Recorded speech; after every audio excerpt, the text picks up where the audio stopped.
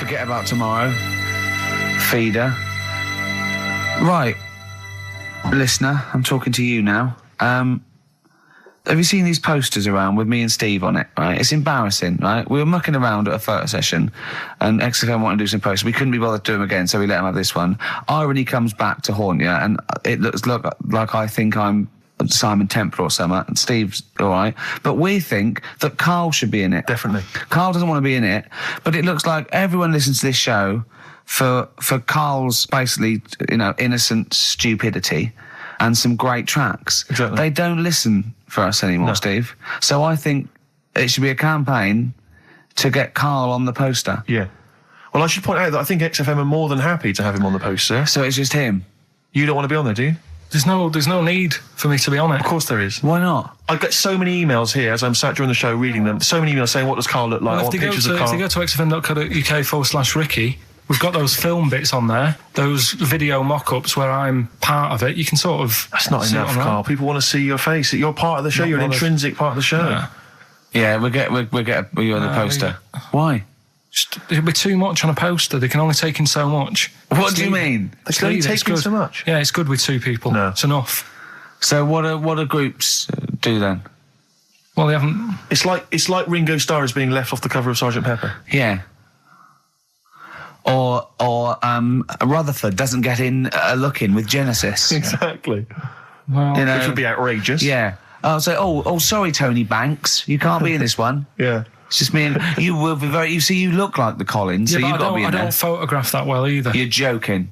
Is it because you look like a little cue ball because it just shines off the top? But a lot of people as well. You should dispel the myth. A lot of people think for some reason that you're fat. A lot of people say to me, "Is he fat?" No, but that's because I haven't got much hair, so it looks like my head's big. No, they haven't even seen you. They just think from listening to the show that you're fat. That's because you're northern. They think you just eat chips and complain about the weather. Well, complain about the south. I just think you could answer a lot of your critics. But then you see what I don't like about this world. A lot of people judge people on the way they look. Yeah. Oh, like you do. If only more people thought like that, Steve. But Karl, you judge people on the way they look. Yeah, I know. That's what I mean. But I couldn't with me, could I? Because I don't know what I look like. What? If I was listening to me on the radio, I wouldn't be able to say, "Oh, he's a," and slag me off and that, because I don't know what I look like, and I quite like that. Do you know what I mean? I lost. I don't know what Absolutely you're talking lost. about. Just believe me, right? I'm right on this one. It's best if you leave it. Well, we're not going to leave it. We're going to get you on the poster. Yeah. I mainly have to see myself on videotape this morning. I showed him. The animal show I did, the show. Yes. I'm doing a video, and I did behind the scenes footage, and I've got you've seen it, haven't you? I feel a bit of Karl on there, isn't there? Yeah, it's great. Yeah. It's lovely. He can't believe it. He said, "Is it playing slow?" Because he's so slow. And I come into the office going, "All right." That's how you talk. My head as well. I look like I'm looking into a spoon. I'm not happy with it. I just think that if we're willing if Ricky's willing to use his celebrity profile for the sake of the show, I'm willing to look like let's say a fairly handsome, kind of cool customer. I think the very least, Karl, is that you appear on there as well.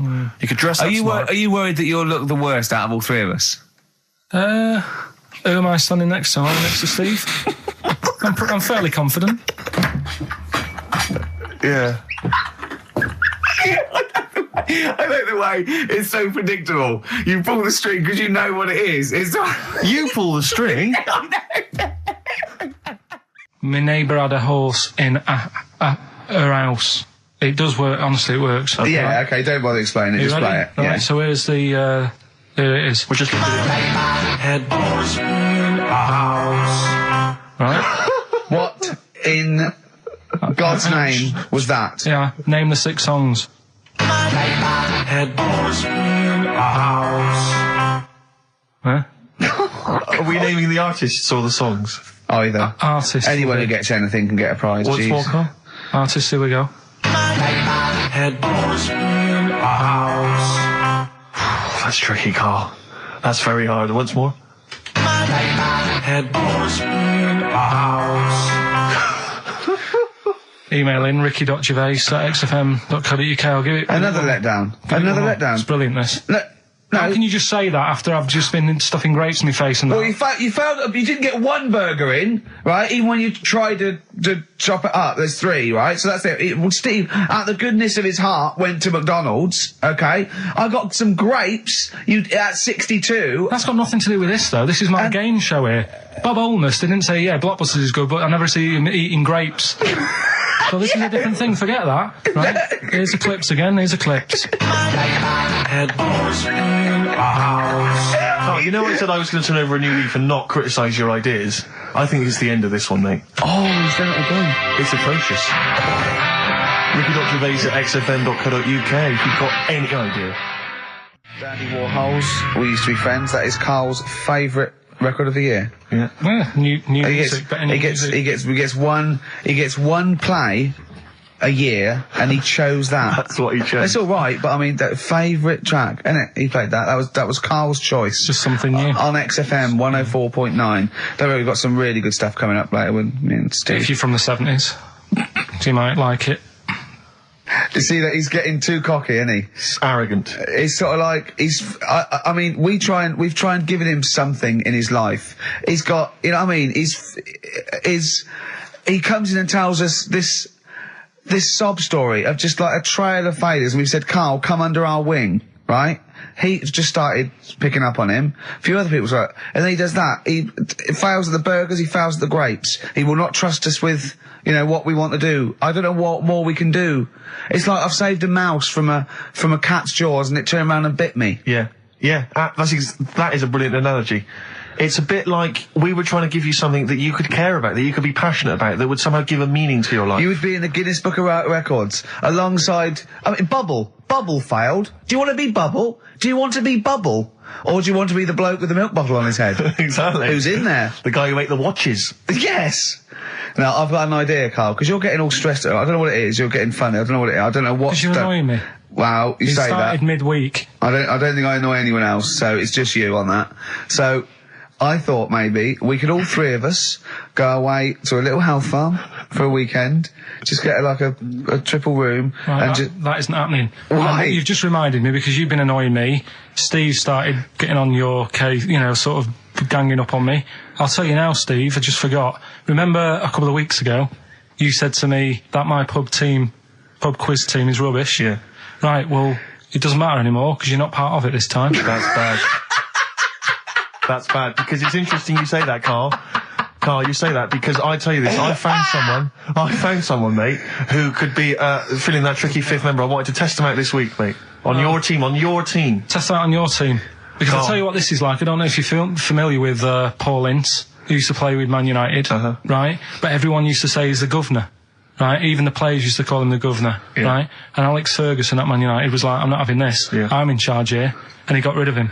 And that's what's happened. You were moaning the other week, saying your team's rubbish, you don't know what you're doing. Yeah. Well, let's see how you do on your own, right? Ooh, he's turned, isn't he? I'll be honest, Carl, I'd like to be on your team. Well, sorry, Paul Ince. You'll have to go and join Middlesbrough, or wherever it is it's gone to. Carl, what can I do to get back on your team? It's not happening. I've already filled your boots. Don't let him have the upper hand, Steve. No, wait a minute. I'll tell you what always annoys me, though.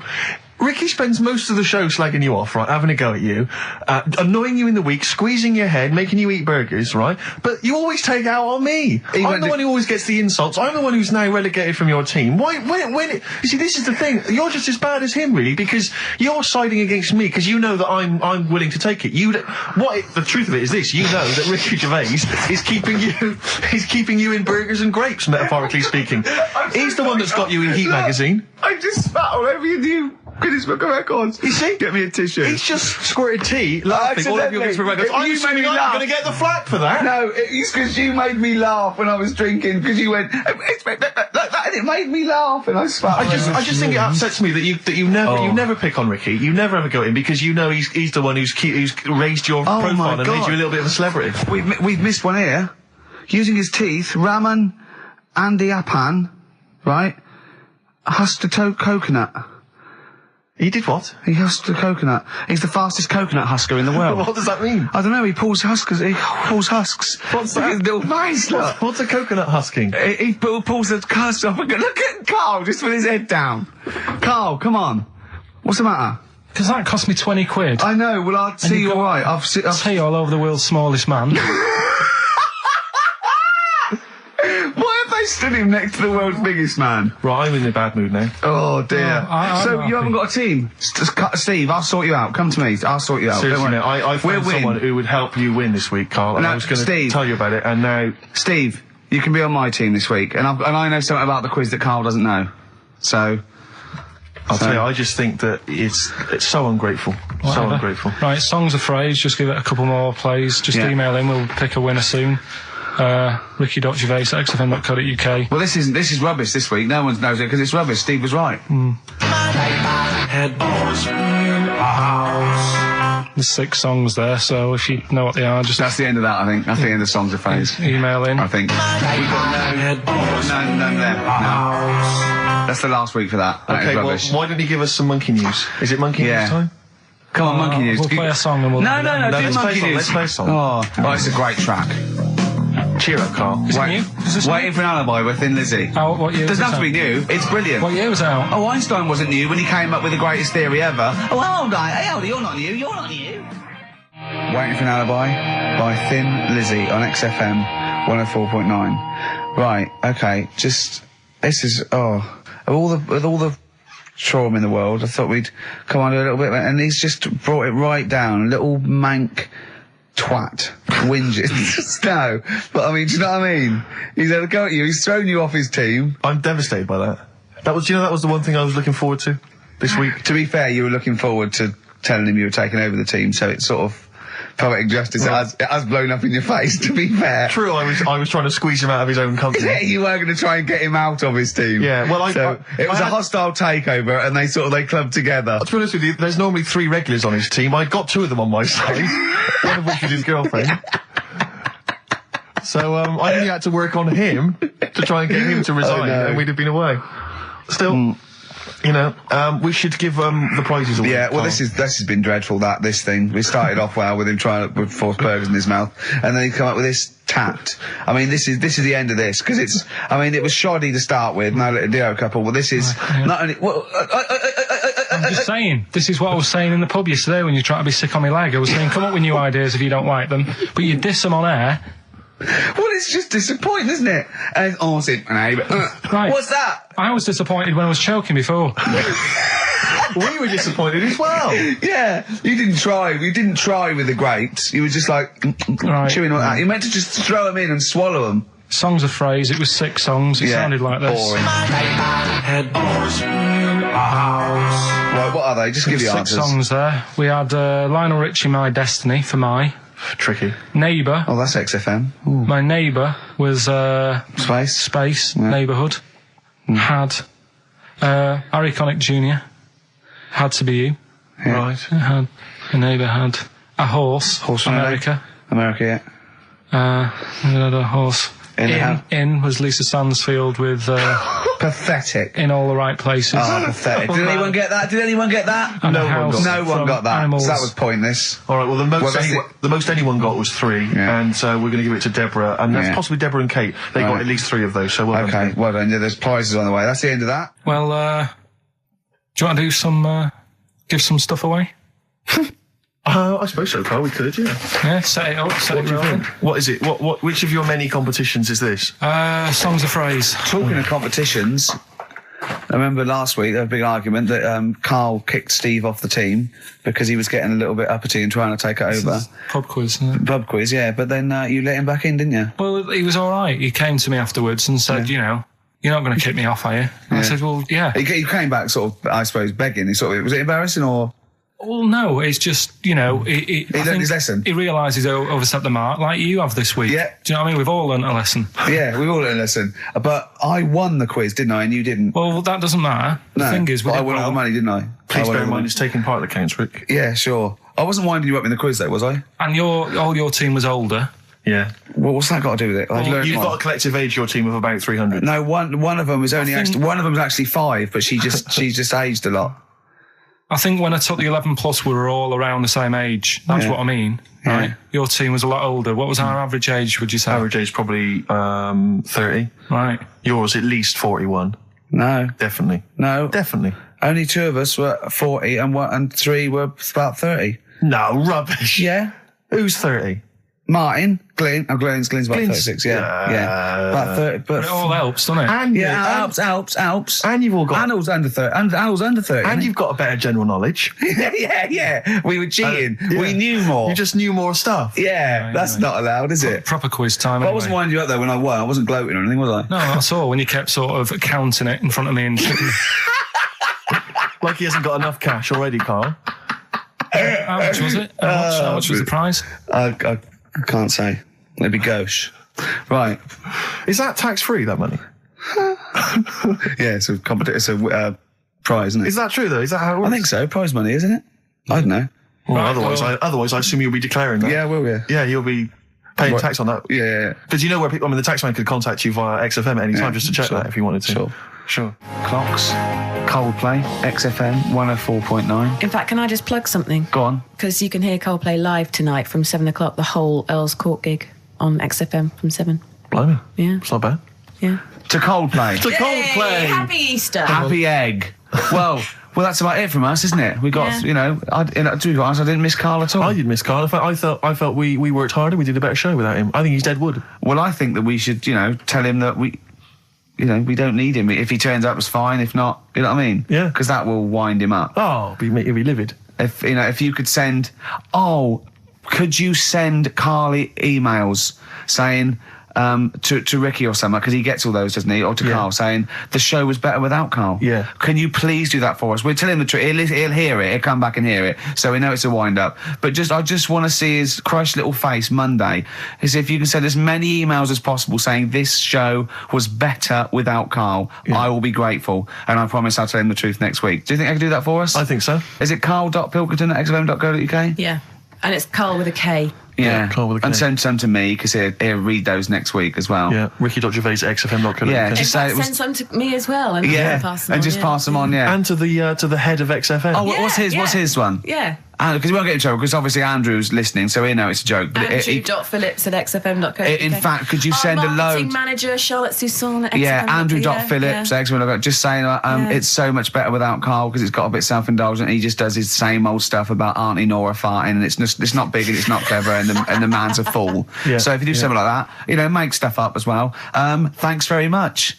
Happy egg. Happy egg indeed. Can I just end with a tune? Yeah, absolutely. Ed Harcourt. I don't know if you've listened to his current album. Yeah, but new there's album sounds good. some Yeah. nice treats on there. And this is one called The Birds Will Sing for Us. It's a nice way to end. See you later. Cheers. Happy Easter. Do the email thing. Egg.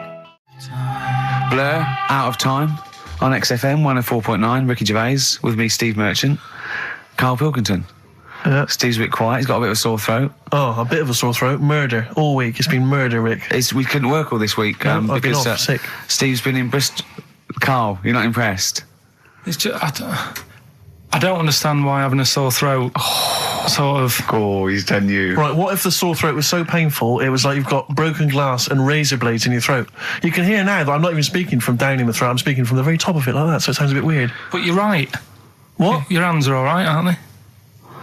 Yeah, but we talk when we're writing, don't we? I can barely talk. It was agony. I couldn't sleep because it was so painful. Even when I was just lying there, motionless, it was hurting. I just was surprised because I got back off holiday and called Ricky and said, all right, is Steve all right? And he said, he's had to go back home or something and he's stayed there because he's got a sore throat. Yeah.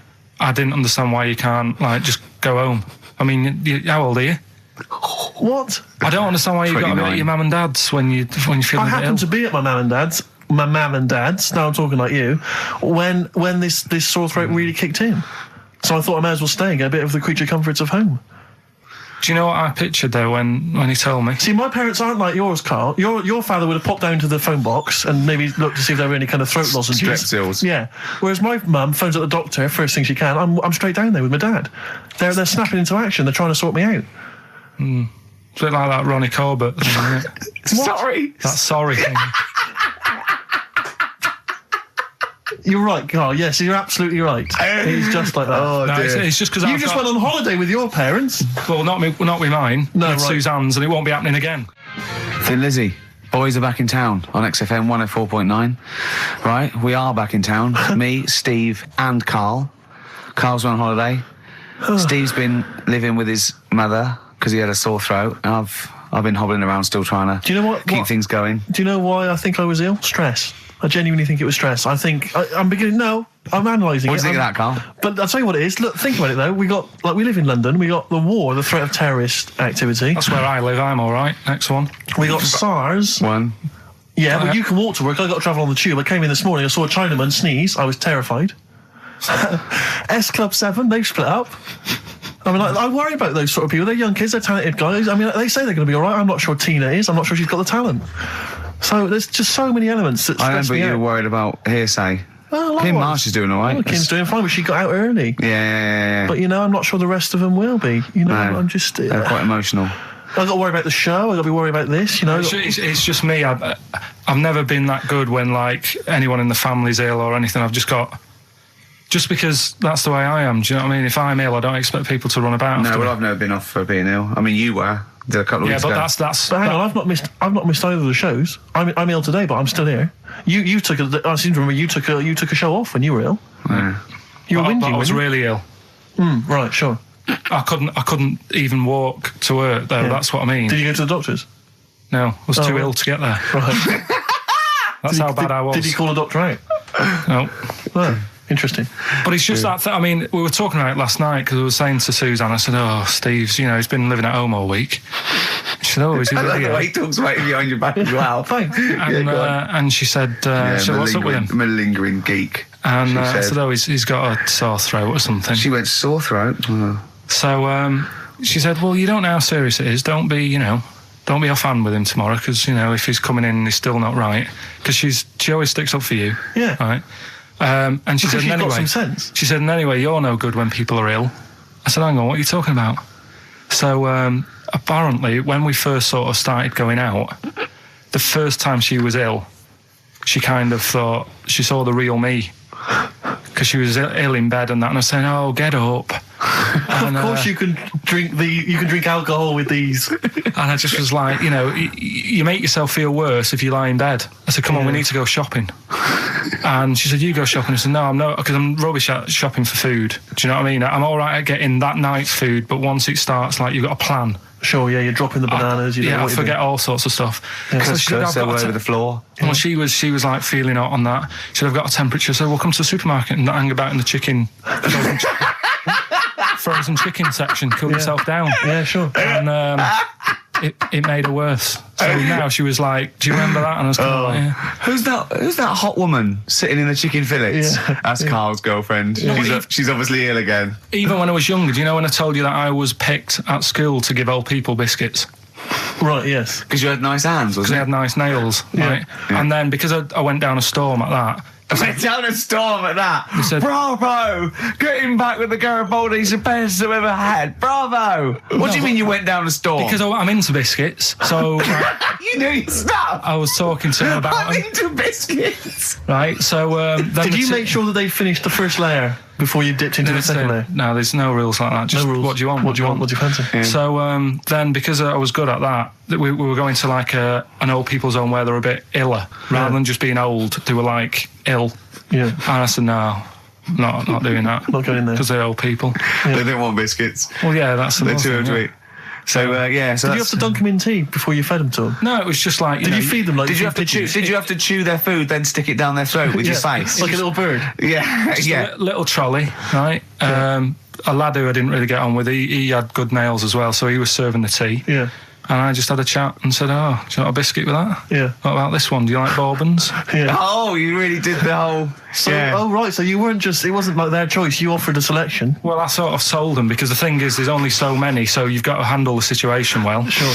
You don't want too many in one type, so it's like, well, you've had a bourbon. Yeah. What a great life they lead. They probably only pay about 900 quid a week to stay in that particular home. Yeah. And they get a free bourbon by a kid with clean nails. Brilliant. Whoop-de-hoo. So anyway, it gets to this, you know, the Thursday night when I'm going out with Suzanne. Yeah. And her mum's like sat on the sun lounger outside, so where are we going tonight? I said, no, like I said, it's just us. We're going out having a bit of time to ourselves. So I could see as the day was getting on, she was realising that she's got a night in with like her husband, right? Her face started to like look miserable. Sure. I thought, I'm loving this. Right? So I said, right, I'm going in to go and have a shower, go and get ready for the tonight. It's going to be great.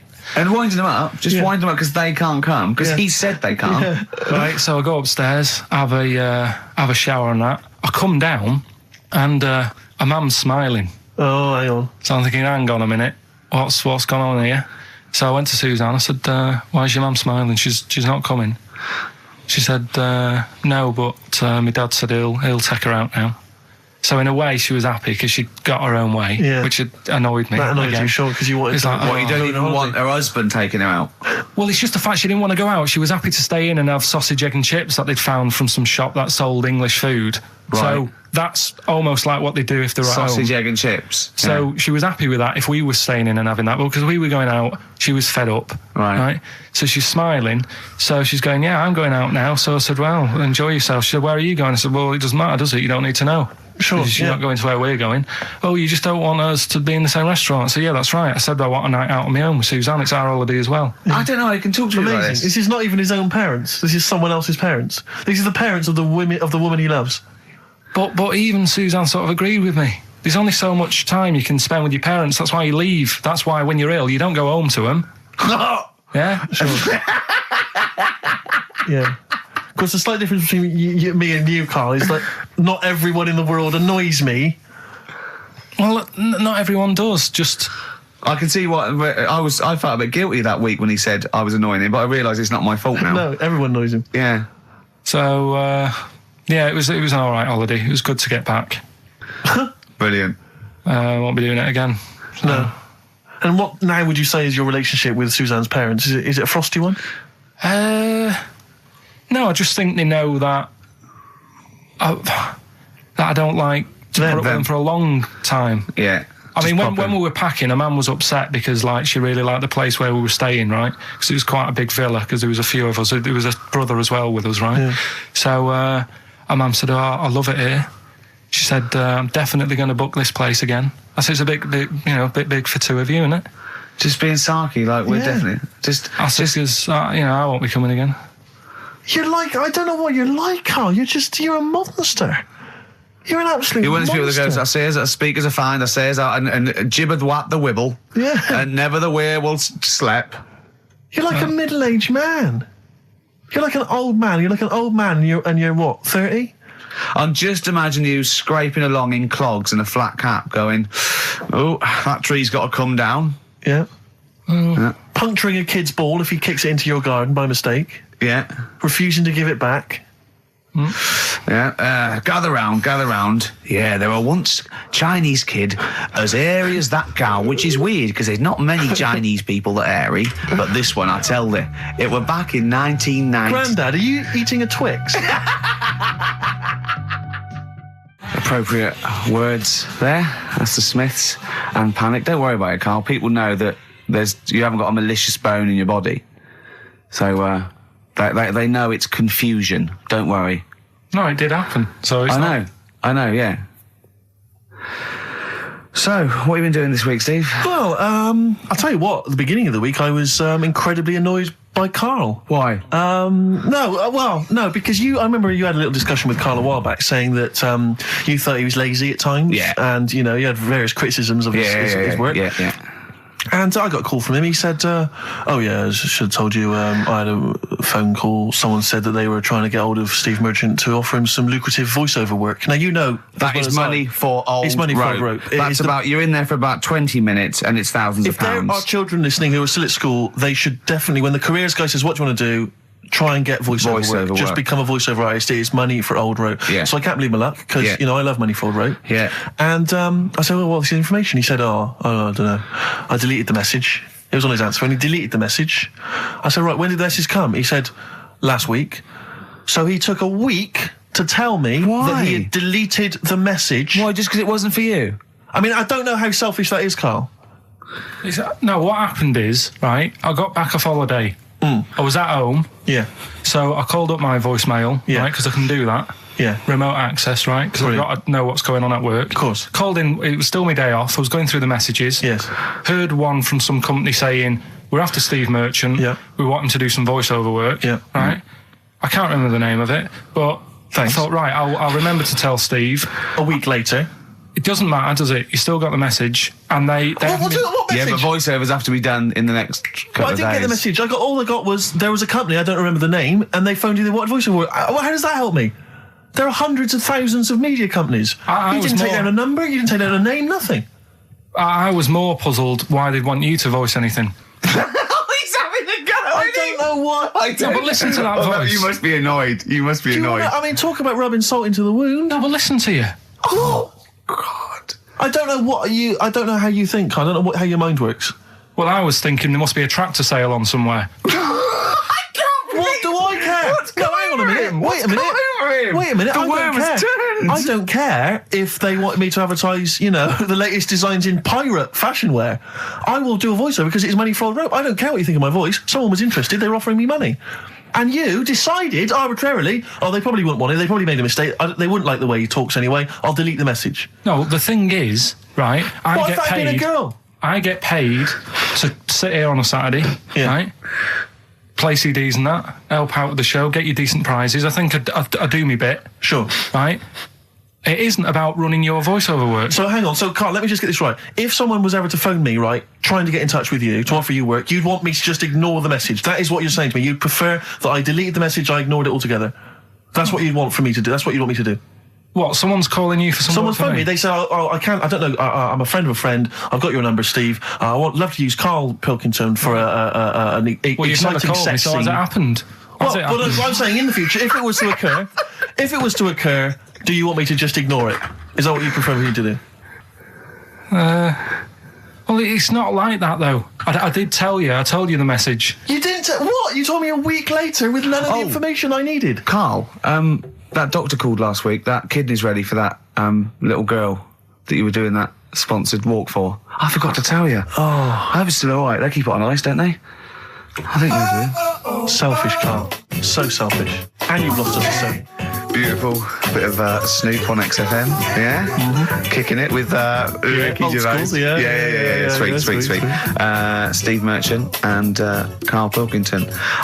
What has happened to Karl? Because Karl, I thought, is this sort of sweet little buffoon, almost childlike in his ways. You know what I mean? Like Charlie Brown after some sort of head injury, and now he's coming back like that, having a go at not caring about voiceover work. It's like, because Heat have written about him a couple of weeks, it's like he thinks he's better than you in some way. I do care, though. You're out of order saying that, right? Because I've sorted you out with tickets for stuff. He doesn't turn up to. Carl, I received a phone call. You deleted the message offering me voiceover work. You're as bad as my agent.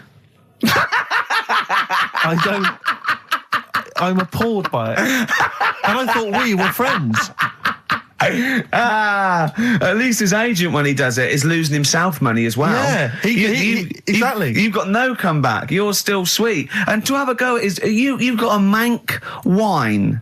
Right? For a voice. Like a cartoon Gallagher brother on Coronation Street. I mean, and yes, Steve does sound like a Wurzel, but that doesn't, do you know what I mean? No. What about Jethro? Jethro does well. Jethro gets on Des O'Connor anytime he wants. Just has to phone Des up. And he's on there. Straight on and there. he's whining like a Wurzel as well. So, to say that is a rubbish... all right, apart from that then, what else have I done that's wound you up?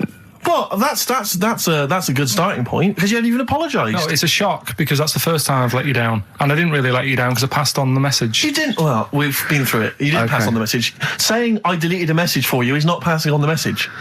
I mean, I just think what's happened is that you've got a little bit of celebrity now from the show. I mean, I've seen you being recognised in pubs and stuff, or people have come up and they said, "Are you Karl?" because they've seen Ricky. Now, it just seems to me that you are not keeping yourself grounded. You are just, you cannot deal with fame. You've not got the intelligence to cope with the celebrity, and you're just becoming this kind of ego-driven monster. Now it's getting. It scares me, Karl. You're not the man I remember. Look, a bit nasty. I put a lot of work into this on Saturday. This isn't even my proper job. Right? Where were you in the week? Oh, he's got you there. What? Where were you in the week? I said, let's meet up. Let's, come up with some new features and that. Where were you? Karl, you phoned me about an hour before you wanted to meet. That is not what I would call. I mean, that is arrogance right there. That's the way I work. That's arrogance right there. That's ego right there. He couldn't go. When I came in, he said, "Where's Steve?" I said, "Steve can't make it." I had to tell him why. Steve was staying in to tidy up because his landlady was coming. This he couldn't get over. He could not get over that you couldn't make it because you had to stay in with your landlady. is he talked about it for about the hour when we were working. What are you talking? Last week I had a bad throat. You wouldn't tolerate that. You wouldn't accept that. When you had a bad throat, where were you? Why couldn't we do any work then? Because you were at home with your mum and your dad. You were on holiday, weren't you? Why didn't you get your mum and your dad to clean the flat? Oh, he's done it again. He's done you again, mate. Play a record. How has he done me? What? They live in Bristol. Yeah, the joke's on you. He couldn't get him to clean the flat. I don't know who's laughing at who now. Right, listen. Can we just go back to laughing at Karl? Okay. Because I know where we stand there. Okay, all right. Okay. Do you want to, That's the natural order of things. I know, yeah. The world's gone topsy-turvy. He's stepped out of the pecking order. Feeder, Butt Rogers, XFM 104.9, Ricky Gervais, Steve Merchant, Karl Pilkington. Karl just said to me, so what face would you have to me? And I went, what do you mean? He went, well, whose face would you have? And I went, I don't know, a boy's, so the skin would be regenerated. He went, oh, no, it'd be a bit weird. He said, oh no, someone famous. And I went, I don't know. I went, whose would you have? He went, Barry Sheen. No, but what I meant was when I was talking Barry to Suzanne, Sheen? when I was talking to Suzanne about it, saying this is amazing, she said, well, whose face would you have? Right. Now, it's got to be fairly recent to have the skin fresh because it can't be too old. Right. So I had a choice of, like, Barry Sheen or what's her face off Last of the Summer Wine. Who? Who's the old woman who just passed away? Thora Hird. So that's what I meant. If I could have any face, because she said, well, you could have had Tom Cruise or something. I said, well, he's not dead. I said, no, but you could have had that. You'll give yourself restrictions in your fantasy. So like look down to your picture. I love the idea that someone getting you a call. Mr. Wilkerton. Hello, it's Dr. Hanrahan. Barry Sheen has just passed away. And you go, oh dear. Yeah, bad news and good news. Do you want his face? Or do you want his face? Does Suzanne go out with you, like, for charitable reasons? Is it like you can adopt a boyfriend? I love the fact that she encourages you. She was saying about Tom Cruise, and I was like, oh, you know, she said, you know, he's not a bad-looking fella or whatever. So what she's saying is, Karl, is there any chance you could go and get a different face? Maybe something like Tom Cruise would be good. Then I was saying, right, first of all, he's got to be dead, and he's not. But if he was, and you had that done, would you feel like people were looking at you on the tube? Well, no, like, say if the people who made Mission Impossible said, well, we want to do a third one, would I be in my right to say, well, I don't want to do it? I don't know what he's talking about. I don't mean to be offensive, Karl, but your girlfriend could do a lot better than you. I don't know what she's thinking. I love the idea of this whole conversation about you in Tom Cruise's face and then get offered a film. But why does she have conversations like this with you? It was now on last night. It was now on the telly. I love it. What should we talk about? What about getting a new face? Oh, dear. Oh, that cartoon. If you don't know what Karl looks like, there's a cartoon that was in last week's Heat, isn't it, that I drew. It's on the website. What's it going for now? Bid? I think it's at about 225 quid at the moment. And what do they have to do to bid for it? Just email in and I'll pass it on to the website people. I know why Heat put it in. It's because the editor, Boyd Hilton, looks a little bit like you, doesn't he? Sort of my ugly brother. He's probably listening and he says nice things about you. Yeah, he can still say nice things, but I bet he knows deep down. You know if you're good looking or not, don't you? I can't believe it. Come on, Steve. I mean, what do you think? This is going crazy now, Karl. I don't know. You're just, the insults are flying left, right, and centre. You've got no limits. You've just gone crazy, just gone wild. You're spawning around just because you look like Tom Cruise. I think it's because he's been hanging out with Christian O'Connell. Yeah. And they're both thinking, we're a couple of media players. Yeah. Too big for their boots. Yeah, not scared. Although he's scared of Christian. No, he's terrified. He's scared of Christian in here because he's not allowed to do monkey news. No, because Christian wants to do it. He's scared of him. I'm not saying that, right? Christian.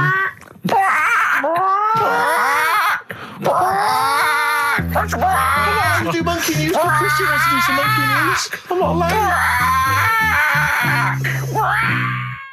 I was looking back over some of the shows, right, before I go to Karl, and I've just done a little excerpt of, a trailer of what we do, what we're about, and I don't know how the panel could overlook this. Play a bit, Karl, please. Shaking her muff, minge and tits around does not make her a hoe, then what does? These kids at school with big heads. Karl, what are you talking about? Shut! Oh, my name is Holy Fuck. Right, it's this monkey that was on a train station. Right. What if you mean cock to mean penis? It was my Down syndrome son. Oh! Oh, chimpanzee, that monkey news. So we've still got monkey news coming up. You're an idiot.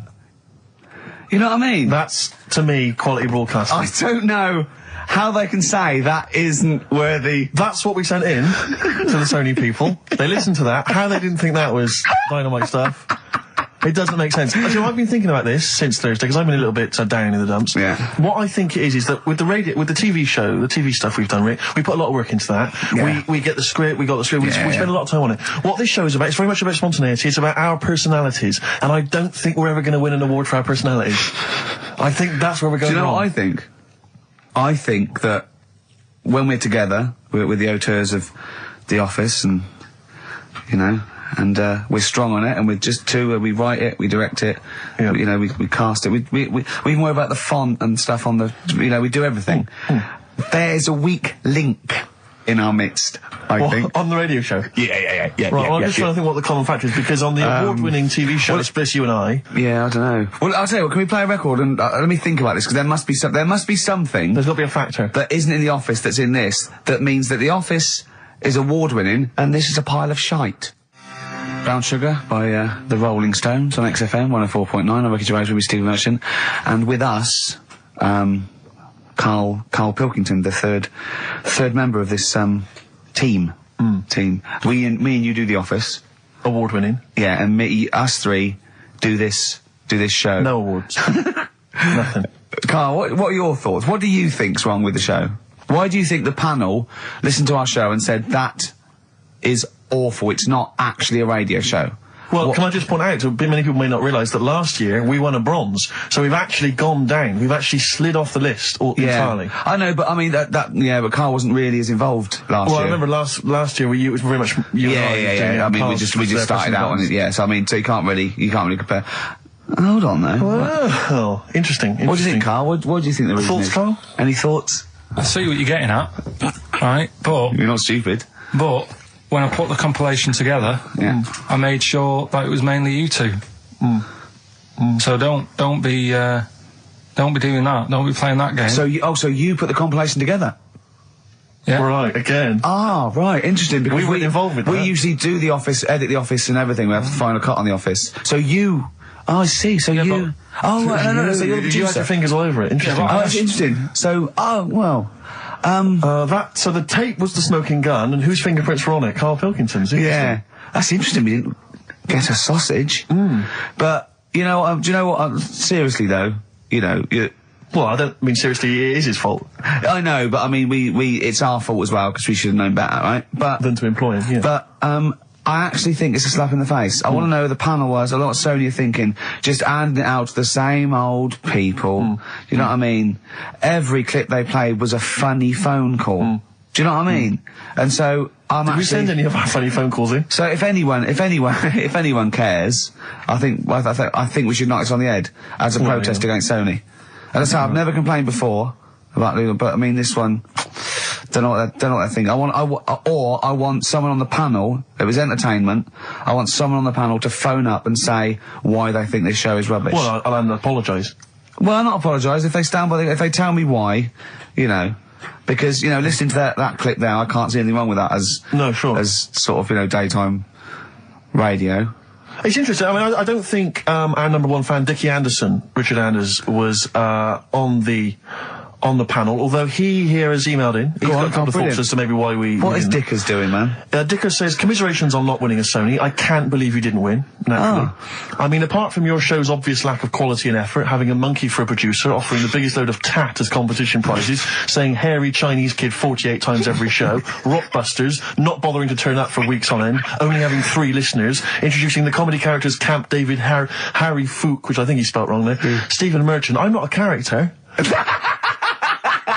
Apart from insulting every race, religion and sexual orientation, bickering like schoolgirls... We haven't done everyone yet. We have not insulted everyone yet. There's loads to go. Despite the fact you generally bring misery into the lives of anyone who listens, I thought you were surefire winners. Better luck next year. Well... I mean, a couple of constructive, criticisms there, but generally, I still can't nail it. Was he on the panel?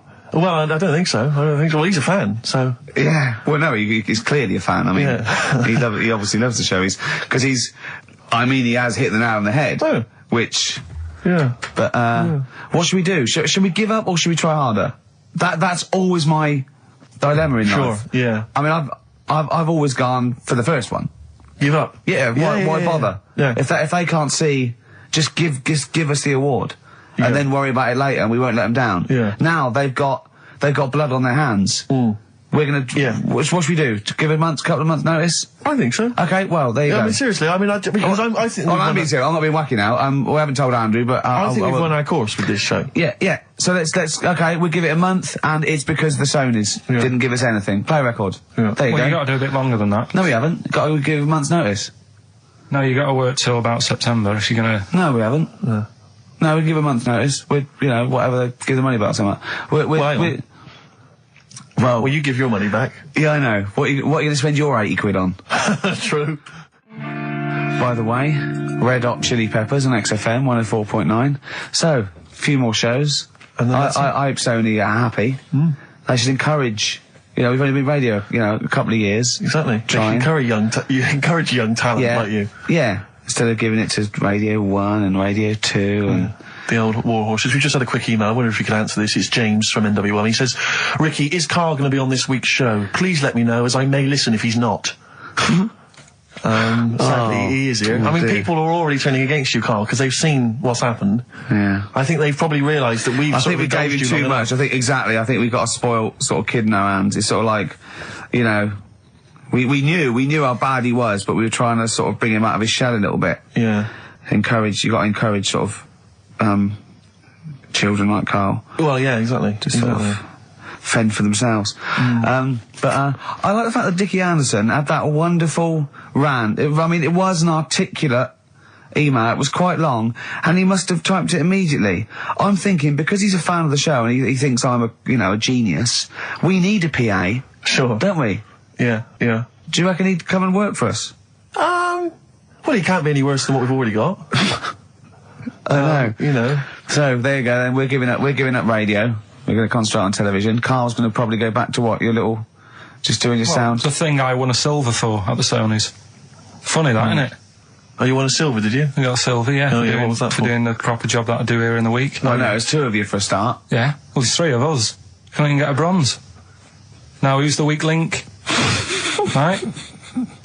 Well, bit weird, isn't it? Let's not argue. We haven't got many shows to do. To be fair though, this show is I think it's more to do with the fact that you talk on this show that has brought us down. Right, I haven't said anything hardly today. No, well, this is an award-winning show potentially. We'll add this one in for next year. If you could just keep stum, we might have a chance. All right. Well, coming up, right? Karl. Let's put it behind us. Okay. Let's draw a line under it. We had a meeting yesterday. We thought we better, for the last few shows, plan it a little bit. And me and Steve came up with a great idea. We're going to offer Karl money to do stuff. Yes. That's the quality of the ideas on this. Yeah. And I bought some money in, little stuff, because we had him showering with our mate Johnny for £1,000 yesterday. Yeah, we just got into a discussion, and then one of us suggested that how much would it cost us to pay you, Karl, to have a shower with another man?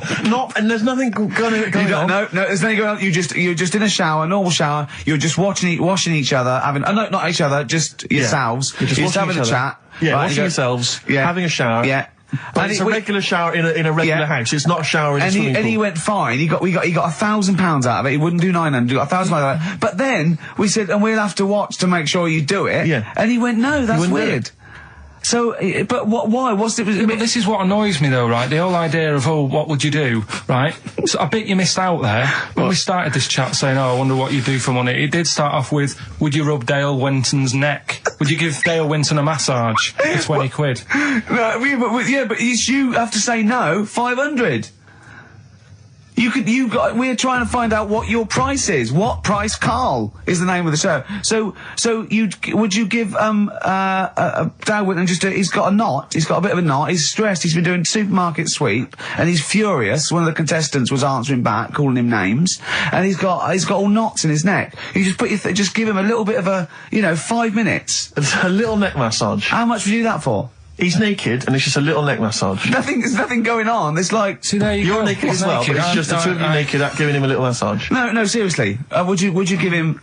would you give me a foot massage? For how much? that's what's tell your us how price? And what are the rules, though? Can I wear gloves? No. No, just you know. Let's start off simple. Would you take off my shoes and socks?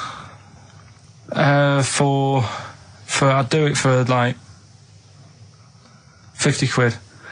Okay, no, 20 quid to take off one shoe and one sock, but like you mean it. You just take the shoe off, you go, and as you're pulling down my sock, you pull the sock down slowly, you look me in the eyes and go, what lovely ankles. Seriously, how much? What price? 20 quid a foot. 20 quid a foot. That's got to be worth it. So 20 quid, you will take off my, we'll put on some soft music, right? I don't need it today. That's what I was saying to you yesterday. You always do you know what I mean? No, you don't. At the moment, I'm cash. quite happy. Give it to a homeless person. Give it to a charity. We'll Donate get it him to in charity. here. Well, are you still going to shower with Johnny for £1,000? Not now, because you said, and me and Steve are just going to stand in the corner and watch. Well, we've got to make sure you do it. You might go in there and just like wet your hair and come out, pay Johnny 500 quid and go, yeah, we had a shower. How will we know? Sorry, I'm quite interested about the shoe and sock. I'm back to the shower. You just have to wash yourselves. We have to inspect that it's really clean because we want you to wash certain parts really. Right, well, why have you both got to be in there then? Well, no, just one of us. Can we just take? I mean, yeah. Or can Steve film it? as evidence, just as evidence. Or I'll tell you what, we'll leave the TV camera in there. Neither of us to be in there, then we can just watch the video. Yeah. Are you a couple of benders? Are you a couple of benders? No. No. But can we discuss further the taking of the shoe and the sock? Because I think there's £20. I'm willing to pay £20 to see that. Peace Train. Isn't that brilliant? Cat Stevens. Now, well, I've sort of enjoyed the last sort of hour or so after disappointment of the Sonys. I think we are going to give up, to be honest. Do another week and then shoot off. Yeah, knock it on the head. Okay. We were doing it for a laugh anyway, but if they're not going to reward us for that, then do you know what I mean? It's not really worth it. But I'll tell you what could. But what about this, Carl? Can you find out who was on the panel? Can you? But what difference does it make? Well, I want you to interview. I want you to phone them up and I want to tell them why they didn't think our show was. Yeah, let them explain themselves. Just explain themselves. They've got to stand by their convictions. Find them all, track them down. There's probably about 300. What do you expect then? I want to tell the truth. No, you're right. The monkey news should have, done the job for you. I just want people. I don't want to sit in a room and hide. I want the 3 people on the panel. I'll find them out to say we didn't vote for you because we thought it was shoddy, amateurish, annoying. There was too much swearing. I'll go, fair enough. Well done, mate. We didn't vote for you because Carl's voice is an irritant. Okay? Well done, mate. You're alright. We didn't vote for you because, Gervais, you're a fat, useless git who understands nothing about broadcasting. And your mate Steve. Something. Yeah. And I'll go, right, I'm not so happy with that, but at least you told the truth. Mm-hmm. But get them on the phone. Find out from Andrew. I noticed none of them have mentioned me, which is good. I know, yeah. I'm pretty good. Yeah, they probably all love Steve. Mm. No one likes to pick on an invalid, though. Do you know what I mean?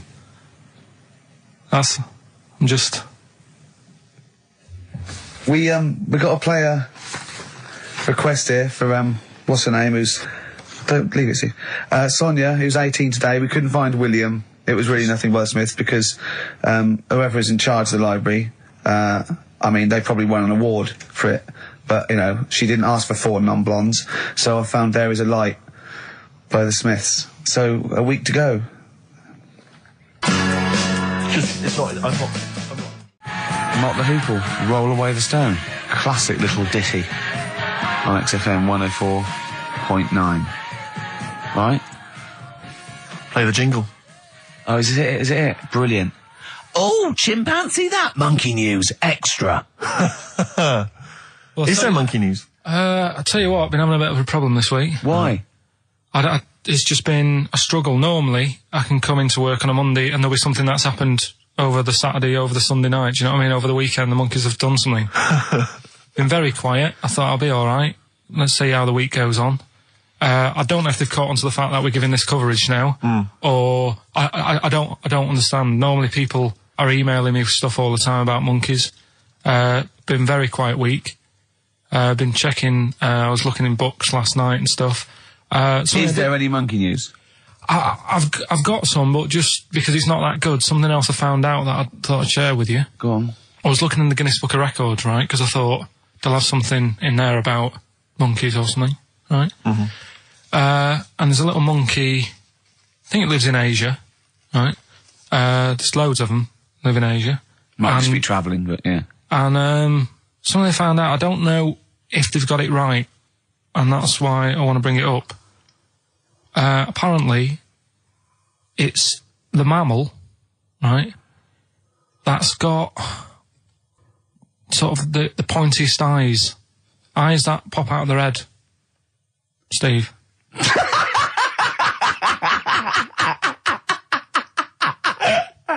Now, the thing is, right, I thought that's interesting. Yeah. Apparently it's the biggest with the sort of goggle eye type thing. Right, yeah, go on. Apparently they come out of their head 1.6 centimetres. 1.6 centimetres? What, you mean they protrude? Yeah. They protrude from the head at 1.6. Okay. What? How long? Have you got a ruler, Rick? 1.6. He's having a go. I'd say I'd be a little bit annoyed if the monkeys beat me. Well, I don't think it has. That's what I'm hoping. Is there anything we can... I mean, what's 1.6? Oh, can you... It's about... Drop your trousers. It's, about 3/4 of an inch. What do you think? I don't know. Have they got it right, or what? Maybe I should come down to Monkey World with you next week. So anyway, so that's not the monkey news, that's just something that cropped up and... Sure. I do know once, when we were playing pool in the office, I think Lucy was your partner. Yeah. It was me and Ash versus you and Lucy. And you were having trouble because his glasses kept slipping down. So Lucy pushed his glasses up his nose, but the glasses touched his eye. Do you remember that? Yeah.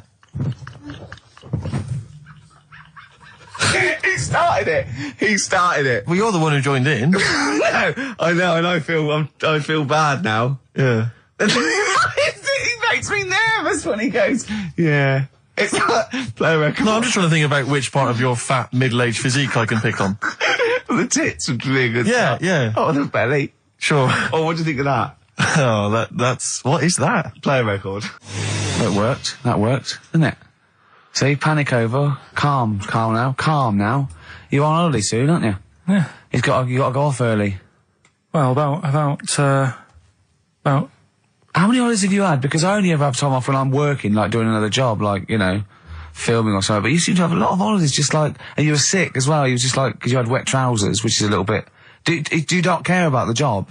I mean, I've got to ask because, you know what I mean, if I was in charge, I'd worry about your motivation or... Because yesterday we were trying to work out what you enjoyed doing, and we got to Manchester United and moaning. And that is the two we came up with. I don't know where you get the moaning thing You're from. always whinging. About what? Everything. When? When did I last have a moan? Just before we came on air. Right, and why was that? I don't know, I can't remember. Because we were in a good mood. We were in a good mood, me and Rick. I'll tell you why. Go on. Because you brought a song in at 10 to 1. Yeah. With a load of effing and jeffing in it. Yeah. And saying, can you edit this? Yeah. Yeah. But that's your job. You could have brought it in yesterday. No, I couldn't. Why not? I hadn't thought of it. But why are you whinging? That's your job. And I didn't come in 10 minutes before. It was a good 20 minutes before. It just took you ages because you were whinging and moaning to even get started. I'm not being dragged into this. You are always... I'm on my holiday now. Well, not yet. No, you're not on yet. You're still working. Well, that's what's funny. This isn't even work, right? And yet it should be. Compared to what I do in the week, this is a doddle. Well, it's because you're not putting any effort in, clearly. I mean, I know what Steve's like. He is tight, right? He is. And you know that, don't you, Steve? Financially, you mean? Well, no, I mean, just the way you are. You're very sort of, you know... You're not wasteful with your money. I'm careful. No, I'm not wasteful. Absolutely right. No, but to the extreme. Not towards the extreme. Not towards the extreme. No. Look out for the pennies. The pounds will take care of themselves. All right? Simple to remember. Good advice. Yeah, all right? But The thing is, right, I know that I take the mickey out of you for, like, you know, the way you look and stuff. Sure. Right? Well, I'm right back at you. But the thing is, you can't help that. Absolutely. But I'll tell you something that women don't like. Sure. And it's fellas who are tight with the money. Sure. I'm not frugal with money with ladies. I'm frugal with money with you. Well, I've got no reason to splash money out on you. I've never seen you splash money out. Well, you've never been out with me. Steve, have you ever splashed out on a lady? No, but I hope to one day. The right lady. Play a record. Blur and Out of Time. They're joking, there's 2 hours to go.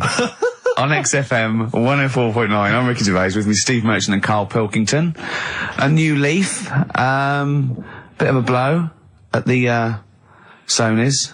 Not like that. I mean, you know, we were taken aback. Speak for yourself. Yeah. We've got guests. Jonathan Ross won, and he has guests, so we're going to have guests in. One of which is sort of a tie-in. He's going to explain himself. It's Dr. Fox, Dr. Neil Fox. Popped in for a chat. It's a pre-record. We've got that. Although live in the second hour, we're gonna have a chat to the girls from Tattoo, who are upstairs at the moment in Capital, and they're gonna pop down and have a little chat with us. So we're really trying to, you know, make this more of an interactive show. We don't know yet whether we're gonna give up or not. It depends how this show goes. Yeah, look forward to that. But we got some great. We went down to the big library, so we don't have to rely on 4 Non-Blondes and the you know, the 2 jam tracks that are up here. We went down to the big library, and we've got some great tracks, Steve, haven't we? We've got some classics. Should we play one now? Well, before that, I just remember that some of the criticism we received, I think, was that we're perhaps not taking into consideration the listeners. A lot of shows, a lot of radio shows, they cater very much to the community, to the area which they're broadcasting. They interact with the listenership. Where's the fun in that? I agree. Well, for me, really. I'd just like to justify why we don't tend to correspond or interact with the listeners. Here's a typical email from Vicky, age 25. She asks, do you ski? Rick, that's her question. No, I do you ski, yes or no? No, I don't. No, you don't. Right, there you are. Thanks, Vic. Brilliant. Keep those coming in. See, he's turned him against us, Karl. What do you think, Karl? What do you think of Steve's attitude there? It's alright. More insight like that coming later. Black Grape, Kelly's Heroes on XFM 104.9. I'm Ricky Gervais, with me Steve Merchant and Karl Pilkington. Okay? Proper radio. As you know, we're a bit gutted that we won nothing at the Sony Awards. We found out that on the panel was Dr. Fox, probably one of the greatest DJs in the world. One of the great living broadcasters. I certainly think that he's up there. Yeah. With Tarrant, John O'Coleman. And so Chris Moles. Great Chris Moles. We asked him to. He's also on the Pop Idol panel, so he can make and break people. So we asked him basically to explain himself. Why did we win nothing? Why were we so bad? This is what he had to say. The award, guys, was called the Entertainment Award. All right, now in itself, I think that should probably tell you something about what should be on the tape. There should be some entertainment. And it just wasn't very entertaining, actually. I don't mean that sounds quite horrible sitting here in front of you now, but it just wasn't very entertaining. But fundamentally, what elements did you not find entertaining? The fact that it didn't seem entertain me at all. That's part of it. I mean, it's a bit of like, how long's a piece of string, isn't it? What is entertaining? We have talked about string on the show before, though. Then there were loads of people I'd never heard of in my life, and some of those were perhaps a bit more entertaining than you. The people that got silver, I think they were called Joe and Twiggy. They worked for a station in the Midlands. I think Trent FM. They were actually pretty funny. Funnier than ours. Stuff. Yeah, yeah, they were actually. Yeah, they were funny, and they seem to sort of understand their local. They seem to understand their market a bit more. And then I got onto yours. I think, oh, great, Ricky Gervais. Yeah, he's really funny in that program, isn't he? I must watch that. I'm going to absolutely die laughing here. And oh God, it was painful. How would you have improved it, just listening? Bit of humour, be quite good. Bit of humour, essential, I would think, for an entertainment show. A bit of prep, you know, a bit so get in there and actually think about what it's going to do, perhaps. Right, okay. Well, thank you, Dr. Fox, for your honesty. We've got to the bottom. While you're here, can I just show you this? That lump. Do you still do prescriptions? Dr. Fox there. He was, you know... He was honest, he was blunt. He was blunt, I'd like a second opinion. I'm only joking. He's not actually a doctor. In fact, he used to be called Dr. Fox, and now he just calls himself Neil Fox. I think he's been struck off. No, he's Neil Fox MD. Right. He's just. I wondered if there was some malpractice that something happened. We Someone was under, and he sort of, he went a little bit crazy. Let's leave it there. Yeah. Because Froggy will not take that lightly. Who? Froggy. What do you mean, Froggy? He's Dr. Frog now. He's changed it. He loved Fox. Right. He hated Fox. But are we going to heed his criticism? Because it was about, there was no preparation. Yeah. We weren't funny, fair enough. Yeah. There was just really no content. We didn't care about We didn't care about the show. the demographic we were meant to be aiming at. Just sounds like a lot of work, all that.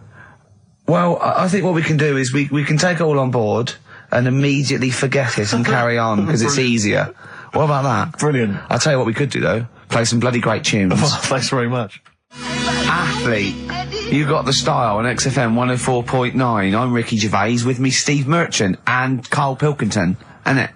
Alright? Brilliant. Well, the funny thing was, the day of the Sonys, the radar figures came out. That's the body that tells exactly how many listeners you've got, etc. And, XFM went down a little bit, across the board. Except one show, Steve, that went up 34%. Keep talking. Well, what show do you think that was? I'm trying to think. Would it be Zoe Bourne? No. Would it be Christian Connell Breakfast Show? No. It was this little mother of a show. Really? Up 34%? Yeah. Everything else went down. We went up 34%. Yeah. So maybe Dr. Fox should be listening to those figures. Indeed. Yeah. Will we get a pay rise? Will we get a 34% pay rise, Karl? Ooh, up to 80 quid a month. No, because for the last, 2 years, there's been nothing there, and you've still been getting the same money, haven't you? That's the way it works. There's been what there? You're not paid per listener, are you? It's just, you know what I mean? It seems like it. I think they've each given us 5 pence. Exactly. I went along to, I came in from the presenters meetings I've never been to before. A presenters meeting. I didn't know they existed. And I just came in to annoy Karl. It was about 5 to 6. So I was going to get him as he knocked off. We're going to have a Sorry, and the presenters meeting is what? That's where they dish out which amusing news stories they're going to read out, is it? Yeah, or no, what order they're going to play, Athlete, Coldplay, right. the Vines. And, I went upstairs, there's all the people there, and, quite interesting, wasn't it? Karl? Yeah. You know why the figures went down a little bit? Come on. The war. Is that what they said? The war, yeah. At one point, I said to Karl, just how many listeners died in this war then? Because I thought he was saying that they were at the front. Yeah. Or XFM listeners went, well, I'm going. Yeah. I'm going to Iraq. Well, the reason our listenership Tell Zoe to tape it for me. The reason our listenership went up is that just tells you who's listening to us. Cowards, yellow bellies, children, women, people with fallen arches, terrorists. Oh dear. Yeah, it was quite a good meeting. Now I saw some. So what exactly, is there anything I missed out on? Is it No, they just, it went down a little bit, except our show, which went up 34%. Up 34%, but no awards remember for that. And then you went out afterwards, didn't you? Yeah, we went to a bar, so a couple of drinks and that. Yeah. And then a few of them went onto Stringfellas. No, they didn't. Well, some of them did. Zoe Who? did. Zoe and a few of the office people and that. I went home. Stringfellas? Yeah. To what? To watch lap dancing? To beat what? Yeah, that's what goes on there, isn't it? I know, it's mad, isn't it? I've never been to Stringfellows. I don't know what happens. But no. Why would they? I don't know. I mean, I was talking to people about it the day after, and they said, "Oh, you missed out." And I said, "Well, did I?" I said, "Well, how does it work?" They said, "Well, you pay." Never quite understood lap dancing. Never quite understood it. It's basically someone dancing naked, rubbing their arse in your face. Yeah. That's basically the gist of it, is it? But you can't. The rules is you can't touch. Do they do a home service? I just think it's nearly. I've got to be careful what I say here, but it's sort of, I'm dissing Stringfellows or anything, but is that not sort of like one step down from prostitution? That's such an antiquated. What are you from the 19th century? No, but I mean, what? It's like it's. Well, I don't quite understand it. Have you? I don't get it. I don't get it. Because the thing is, I said, how does it work? They said, you pay 20 quid, you get some clean money, sort of like little vouchers that you stick in the knickers or whatever. Oh, God. Clean money? Yeah. Disinfected money. Okay. Or just like vouchers. Can you put loose change in there? Because I got a lot of that. But, I owe you. Yeah, go on. 20 quid it is. Right. And I just don't get it, because I mean I'm not tight with money or anything, but No. you pay your 20 quid, they dance in front of you, but you're not allowed to touch, which to me is like going to a restaurant, ordering a nice big warm dinner, how they put it in front of you, and it's like, well, you can't eat it, and you're saying, but well, it's going cold. I love the idea of some bloke sitting in Stringfellows, businessman, right? Pays £20. There's an arse waving in his face, and he's going, "Can I not just?" They go, "Don't." So he goes, "It's going cold. Look at it. It's going cold." Oh, that is brilliant. It's going cold. That is, I mean, see, Karl in the week was saying that he doesn't like sayings and phrases and metaphor and analogy, and I was going, you know, and he thinks it's sort of like, you know, one step away from poetry, but he comes out with the most evocative phrases. That is a straightforward analogy. Lap dancing is like being given a meal that you can't eat. See, that's great. That's how you saw it, and that's so much better than saying it's mad, you can't touch, or it's a waste, or do you see what I mean? We were trying to inflame his enthusiasm in the week, and I said about different phrases, and he goes, well, why not just say the actual words? I was going, well, it's more poetic, and I told him the Isaac Newton one. If I have seen further than any other man, it's because I've stood on the shoulders of giants. And I said, well, that's because, you know, he's saying, you know, I'm getting lauded for being this great scientist and all these discoveries and being a genius, but I'm saying, you know, if it wasn't for those scholars before me that had come up with what they come up with, you know, I wouldn't have got this far. Karl went, what did you say?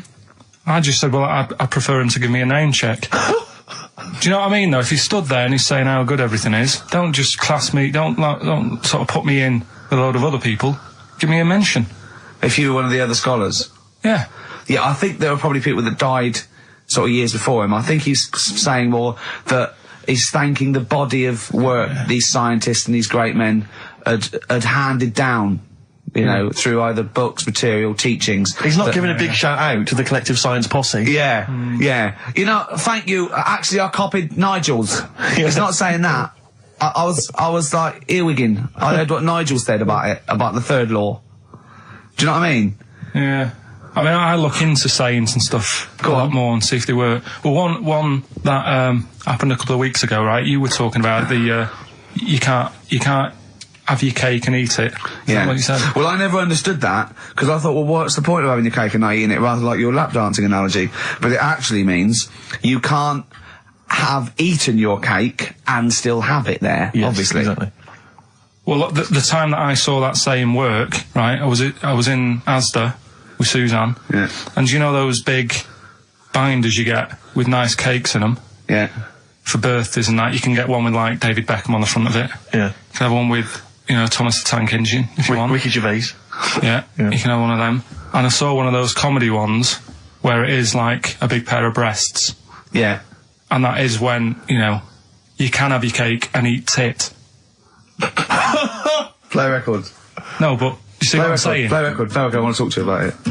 About puns. Just XTC and senses working overtime. In the present climate, they should be happy with the work. On XFM 104.9, I'm Ricky Gervais, with me Steve Merchant and Karl Pilkington. Karl, you're poised there. I know what you're dying for. I know what you're dying to do now. You're dying to play some adverts, aren't you? XFM. Placebo. This picture with the androgynous vocal talents at the helm there of Brian Moloko on XFM 104.9. Informed broadcasting. Excellent. Did you see, I don't know if Karl saw it, I know you watched it, Rick, it was extraordinary. It was a Sky One TV show the other night. It was something like reality TV. Oh, I don't know what it was called. Yeah. Excellent. And it was about basically what the fortunes of various... I cannot get enough of it. The fortunes of various reality TV stars since they've come out of the show. Christine Hamilton coming out of the jungle. And obviously, once again, always a pleasure to find out what Fats Waller is up to, Rick Waller. I mean, he's in a band now. He's got his own band. He was playing in some club in Rochester. There was about It's 20 sort of people in gospel, the audience. sort of gospel rock, that sort of soul gospel rock thing, like somebody see in the Commitments or something. And when it cut to the audience, it was like it was in Butlins. It was just a big dance floor, and there was just people that watching indifferently. And he went, the people that were here loved it. I mean, it's a bit and sad. I have to say, I know. the size of the man, his leather jacket, Carl, was extraordinary. I don't know how many animals had to die to make it. It was like, you know, it was It looked like, if he'd have fallen off, it'd been like the Hindenburg. Yeah. Because it was like a Zeppelin. Oh, It the was- humanity. It was people. extraordinary. I still think, when I see him wearing a coat like that, it looks like he is stood on the shoulders of 2 other people. And it's just a joke. Just a It's just little like a head. circus act or something. Yeah. Because his head doesn't make sense. It looks like it's one of those things that you steam yourself in. You put your head out that. And is that a machine you're in? No, it's a Or coat. one of those old-fashioned iron lungs.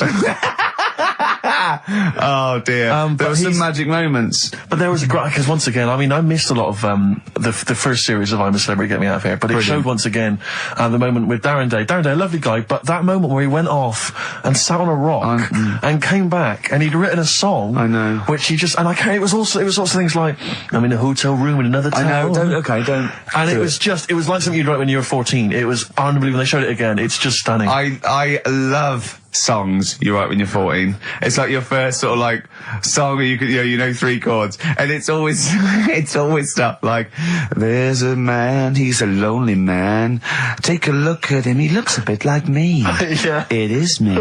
It's that sort of thing, like when you want to play it to someone and you want them to go, my God, you're deep. Yeah. My God, you're brilliant, aren't you? And that's about you, is it? Oh, yeah, it is, yeah. I have to say, this is such a terrible confession. When I was doing a school play once, when I was about that age, 15, right, there was a girl who was in the cast with me, right, and she sort of, you know, she was giving me the eye. I was thinking, yeah, well, I kind of thought she was, right? And It was class. But there was another guy there as well. I was sort of competing for affections. Oh, no. And he was quite a witty guy. His name was Scott Hansen. He had long blonde hair. Exactly, yeah. And I thought, well, the way to impress her, because I was 15 or whatever, I thought I was pretty smart. I sat in one of the adjoining dressing rooms, reading a copy of the philosophical book, Zen and the Art of Motorcycle Maintenance, which I didn't understand, but I sat there reading it in the hope that she would walk in and think, my God, you're reading Zen and the Art of Motorcycle Maintenance. You don't go with the crowd. You don't want to come next door where we're talking about nonsense and people are flirting. We're talking about the bangles and curly whirlies. You're in here saying, look, just, if you want to come and talk to me, you're welcome, but I'm not... I'm a thinker. I bet you thought you were Kwai Chang Kane, didn't you? I thought it was like she'd think, Jesus Christ, I've never met anyone like him. That is genius. And I remember the one time she accidentally walked in, she went, oh, sorry, wrong room, and left again. And that was it. Sorry, at 15, so this is about the time you took to wearing a bow tie to I'm impress slightly people. younger wearing a bow tie. I love that. No, I used to watch a lot of Harold Lloyd films. And he always seemed to do very well. I love it. I love the idea of at 15 you going, well, it's time I went to wooing. Right. Right, on with the bow tie. Where's the Zen? Where's the pipe and my boat turn? Yeah, it's a time I got me a bow. Yeah. I love that. But songs are great as well. And the other thing you do, sort of when you're about 15, 16, is start writing songs about, like, the world's trying to take a piece of me. Hey, you think I'm going down? I'm coming back. I'm against the ropes. They try to drag me down. It's like you want to be Cool Hand Luke. Yeah. They put me in this emotional prison. The man's on my back. Who? They try and take a piece of me. Who do? Well, You're 14. Parents and that, don't they? You're really Sometimes. comprehensive. The teachers. Yeah. I absolutely love it. I still remember a poem. I'll not say his name. We're about 14, 15, and we had to write a poem, and obviously everyone's was pretty rubbish, but we mercilessly took the piss out of this bloke because I still remember the poem, and how he did it is he went through a dictionary and found things with that, and this is a poem, right? Okay, remember? I've remembered this for 25 years, right? The reason why I had to die. Did I bleed the blood of greed? What was my destiny? And when we hear this, we were laughing. I mean, for a year, we would go, what was my destiny? It was just great. Can I hear it again? I enjoyed the reason why I had to die. Did I bleed the blood of greed? What was my destiny? That's almost as catchy as Monkey News. Oh, God! Oh! I've got some monkey news for you. Let's play a record and come back, and I've got some great monkey news for you, Carl. compressor on the R.E.M. album that people tend to forget about now because it was so kind of poppy and such a massive hit, Out of Time, but there are some good tunes on it. And there's one of them, Near Wild Heaven. Excellent, on XFM 104.9. Carl. Go on. Watching a programme yesterday, and it was about these Japanese snow monkeys. And it was all about how animals learn things that aren't instinctive, particularly sort of primates, because they see other people doing it, and they start a culture. And they can pinpoint when one monkey first went down and got in the hot water springs and stayed there because it was hot, and the others copied them, and now it's part of almost a culture, you know, that won't be handed on because it's not instinctive, but has to be learnt each time. And, you know, and they groom as normal, like other monkeys, right? But they're really intelligent. And, obviously, the reason they groom other people, other monkeys, is because they eat the mites. But also, the monkeys have learned they like being groomed, okay? So they showed this one monkey, it went to a deer, okay, and it was grooming this deer to get its mite off it, right? But then it didn't eat it. It held it in its hand, it went over to a monkey, put the mite on itself to show the monkey it had a mite, and got a free grooming. That's extraordinary. That's extraordinary. That is extraordinary. Because it gave up the food, knowing that if you put one there, this monkey would look for mites on it, and it would get a free grooming, and it was like having a little massage. What do you think of that? It's not bad. I've got some better stuff coming up later. On Monkey News, on the official. Yeah, Monkey do you News. see that? Just see what mine though. Mine's true. I mean, that's an interesting and It extraordinary. actually happened. It's discovery. social behaviour amongst primates. Actually, so I saw it. It was, you know. Did it rob a bank, Rick, at any time? It didn't rob a bank, and it didn't open a hairdresser's. See, that's what you're letting. That's what you're letting yourself. It's not quite good enough, is it? My Monkey News. No, I got some. See the difference where I named the species, explained it slightly, told you an interesting fact, as opposed to there's this monkey, right? And Look at him looking at you. Yeah, He's not interested, Rick. Can I tell you now? Can I try and describe for people the face that Carl has? I'll tell you what it's like. It's like if you draw some eyes, a nose and a mouth on a balloon and then inflate it to about half full. That's what Carl's face looks like. That's what his head looks like. It looks like a face you've drawn on a balloon. Very small, the rest of the head huge. It's just that today I'm a bit tired, right? That's one thing. Why are you a bit tired? I just haven't been sleeping, right? Why not? I don't know. I've got a lot going on in my head. Oh, this would be like The Simpsons. If we could actually look in there would be two monkeys grooming now. Plus, you've been talking about like stuff that I can't relate to and that. So I'm What, writing poetry? Like what? Reading books? you know, doing poetry and stuff. I never did any of that. What did you do? Well, at school they didn't bother. They tried to get us to write more, right? Right. By Giving you a pen? well, they used to give us these school diaries, Yeah. little red book, and it was a way that they kept an eye on what you were doing out of school hours. Right. So some kids would write down, you know, Stole a bike. yeah, Burn the house down? Yeah. But when I was at school, around that sort of 12 age, I didn't get up to much. You have no money, there's no what you can do. So every night it was the same thing. I'd get home, and I'd have to go to the shop, right, and get some potatoes and some bread every night, right. And I kept taking this into school. Sorry, what was it? Dublin in the 17th century? Yeah. What do you mean every day you went to the shops and got potatoes and bread? That's kind of what I had to get all the time. That's what we had. Why? What did you have? Chip sandwiches? Yeah. Right, so you went to the... you went there. So I kept With your hoop putting and that. stick. yeah. I kept putting that in the diary, you know, every night saying, went to U-Phase. That was the name of the shop. Yeah. What is it called? U-Phase. What is it, you or you? Like H-U-G-H. Phase. H-U-G-H, yeah. Oh, that was his name? U-Phase, right? Right. Used Yeah. to go there, get the potatoes and Bread. and that. I love the fact someone who's named a shop after themselves. I'm not going to say what we sell. It's named after me or nothing, or I'm not opening. Mainly potatoes and bread. White sliced loaves, King Edward's. And the teacher used to always say, just write something different in there, make something up. Because like, you know, Monday, Tuesday, all the way through to Friday, every night, it was just, went to U-Phase. Went to you. So you sort of... You came Are you to... sure it wasn't an advert? Sure he wasn't paying you to say, get my name in the book? Yeah. The only time that it changed, and she said, oh, that's made it a bit more interesting, was when it was my birthday and I had to buy a cake. Potatoes and a cake. And she said, oh, that's good. Yeah. That was my 13th birthday. My mum said, I got home from school, she said, oh, you're 13 today. Teenager, big turnover. Go and get a cake. That's your experience of writing? No, what? Well, no, kind that's of, your yeah. experience of your 13th birthday. Oh, by the way, you're 13 today, go and get a cake. Yeah. Brilliant. Big surprise? Was it a big surprise? Yeah. yeah, that is brilliant. I love it. That's the only sort of writing. Well, Yeah. and they never asked you to write essays or stories? Did anything? you never write a story or a poem or a... The stories I did earlier on were, you made them up, but it was that thing that I'd always end them with, and an alarm went off and it was all a dream. Every single one of them? Yeah. But they didn't, I mean, it was a bit of a... I bought some potatoes and some bread, then I went down and it was all a dream. Then I went to shops and bought some potatoes and bread. But did you ever do anything that write about an adventure when you were a spaceman, or you were you were a cowboy, or... No? All the teachers had scams going on, so in English, right, you'd go in there and the teacher would say, right, what we're doing today is, got a load of brochures from Thomson, but they say 1983 on the front, so I've got a load of stickers here that say 1984, let's see how many you can do in half an hour.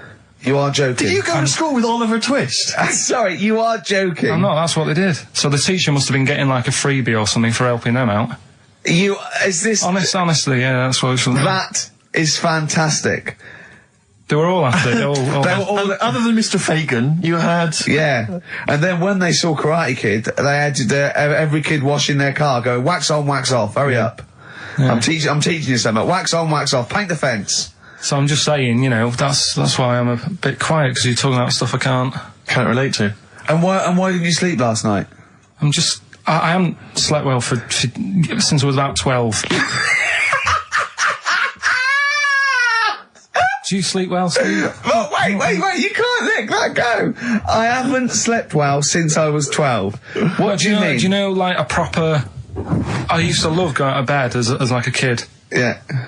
Whereas now it's oh, am I going to sleep tonight? And I sort of wake up about 4 times. Right. Whereas when you're a kid, I remember really loving, going to bed. There was one time where I actually laughed myself to sleep because I couldn't believe me luck.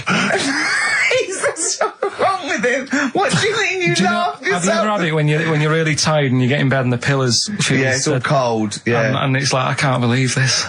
Yeah. And it happened twice. Once when I just went to bed and I was really looking forward to it, and also when I helped my dad out once, through the night. He worked at at this paper company, right? And I helped him out, and I got in at about 4 a.m. with him. Got in bed, and I just was I was laughing my head off. I had to put the pillow over my head because I couldn't believe me luck. I was oh, this is great. This. I'm going to sleep. I just have to say, life up north is so extraordinary. No, but you must be the easiest kid in the world to please. No wonder she knew she could just go get a cake. It's sort of what was he expecting me to say? He were expecting an extra hour in bed, but we got him cake as well. I love that. Any supper. Brilliant. Brilliant, yeah. Your own bed. How long was it before you got your own? What did you used to do before? Just some straw in the corner? No, it's just that thing of when you're really tired and... And do you ever do this with Suzanne now? Do you ever laugh yourself to sleep with her? No, that's what I mean. She can't sleep because you're chuckling away. I don't know what's up with me. I've got a lot going on. What do you mean you've got a lot going on? I don't know. I was talking to the security bloke before saying, do you sleep? Have you got much going on in your head and stuff? And I don't know. No, he wasn't insulted by that, I'm sure. Going up to someone and going, have you got a lot going on in your head? That is brilliant. It worries me. It's interesting that your lack of sleep coincides with the diaries and the writing of the bread and potato story every day. I don't know if once you had that responsibility. Why don't you every night go to Hugh Fay's, get some bread and potatoes, you don't have to eat them, then go to bed, and I think you'll be chuckling yourself to sleep in no time. Radiohead, they're their new single. Nice. On XFM 104.9. Now listen, some DJs are a little bit lazy. They get playlisted, or they get people to phone in with requests. Mm-hmm. I mean, they sort of work out what they're going to say. Now, we choose our records, don't we? Mm. But we are very lazy. Yes. So I thought, why don't the people phone in, say, what do you want us to talk about? Clever. Yeah? Clever. I mean, because I'm out of stuff. I didn't come in with any stuff anyway, but I mean, I'm out of just... Yeah. What's the number, Carl?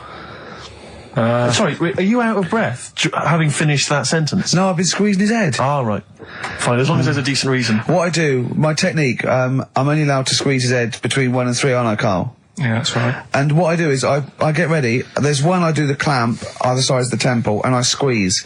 And that's dangerous because I think the head isn't as strong that way. So I don't go too fast. But then when I put one on the forehead and one on the back of the head and I squeeze, I go really hard, don't I?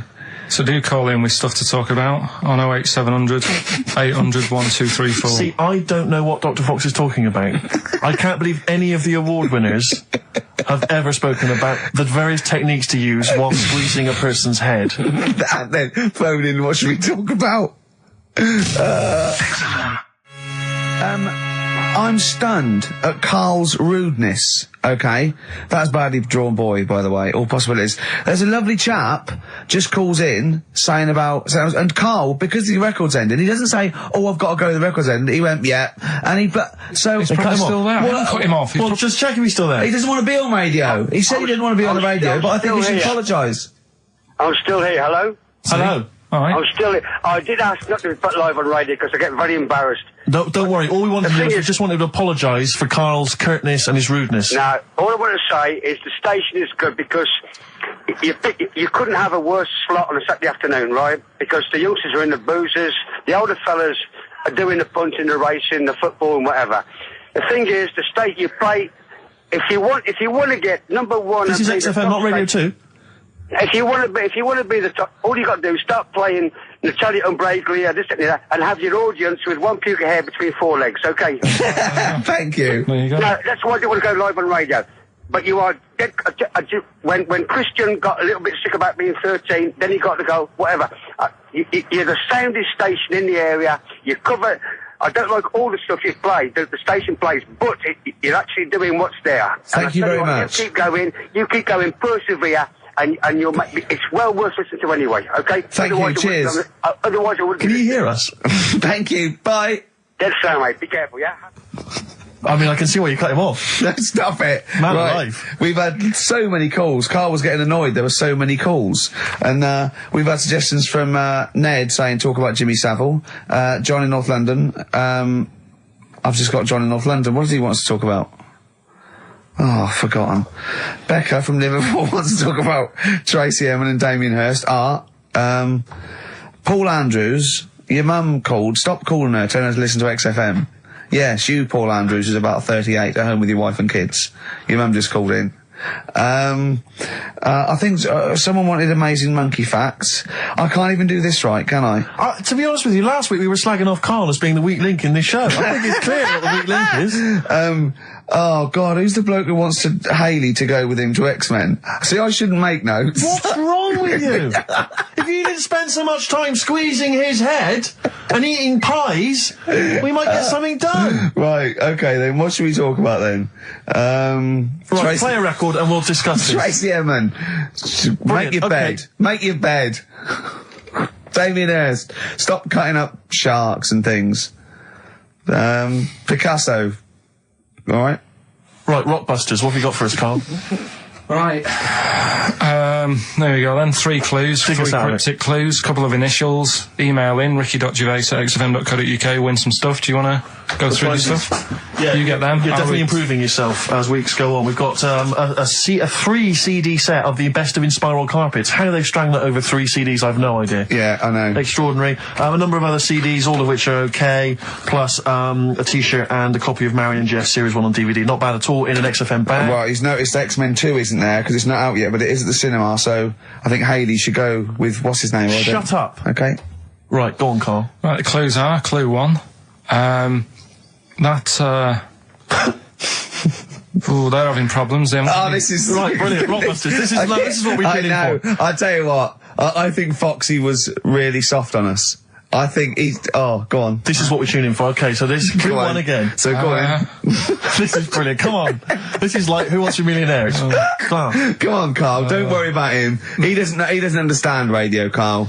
I heard his show before we had us. He was doing it. It sounded just like Dr. Fox. Yeah. Right, Go on. Clue 1. They're having problems. They haven't got any rice. Say it again and say it like it's written down. Right. Say it like it's like you're reading it as opposed to making it up as you go along. I know you are, but say it again, because all the ums and ahs people think are integral. They're having problems. Do it again. They're having problems. They haven't got any rice left. Different. A cryptic clue every word. That's the matter. I love that. What's the initial? CC. CC, and the clue again. They're having a few problems in that. Because they haven't got any rice left. Different every time. Go on, that's number 1. Second one, the Geordie fella doesn't know what he's been charged for.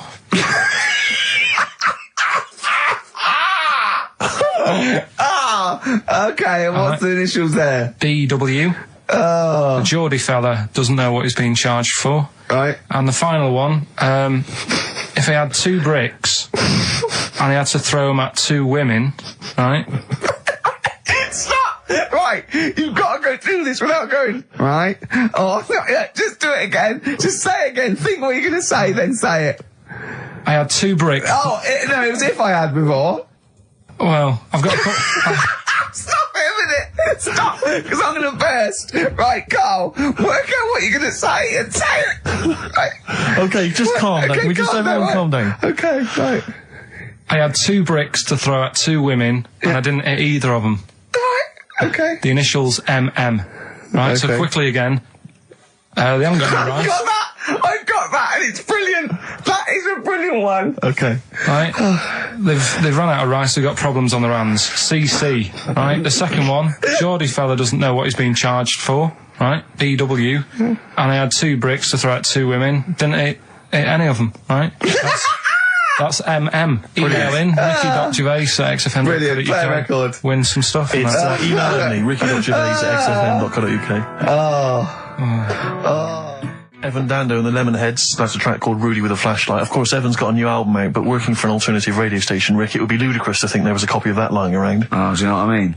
But email only the Rockbusters, that's what this is all about. Rockbusters. Coming up soon, Monkey News. Indeed. Plus, of course, I have very special guests this afternoon, Tattoo. Oh yeah, be in a minute, won't it? Look forward to them. Adverts? Yeah. White Stripes, 7 Nation Army. On XFM 104.9. Carl, are you thinking of starting a family? Only if, like, an accident happens or something. Yeah. Were you there, Rick, when we were chatting about this the other day?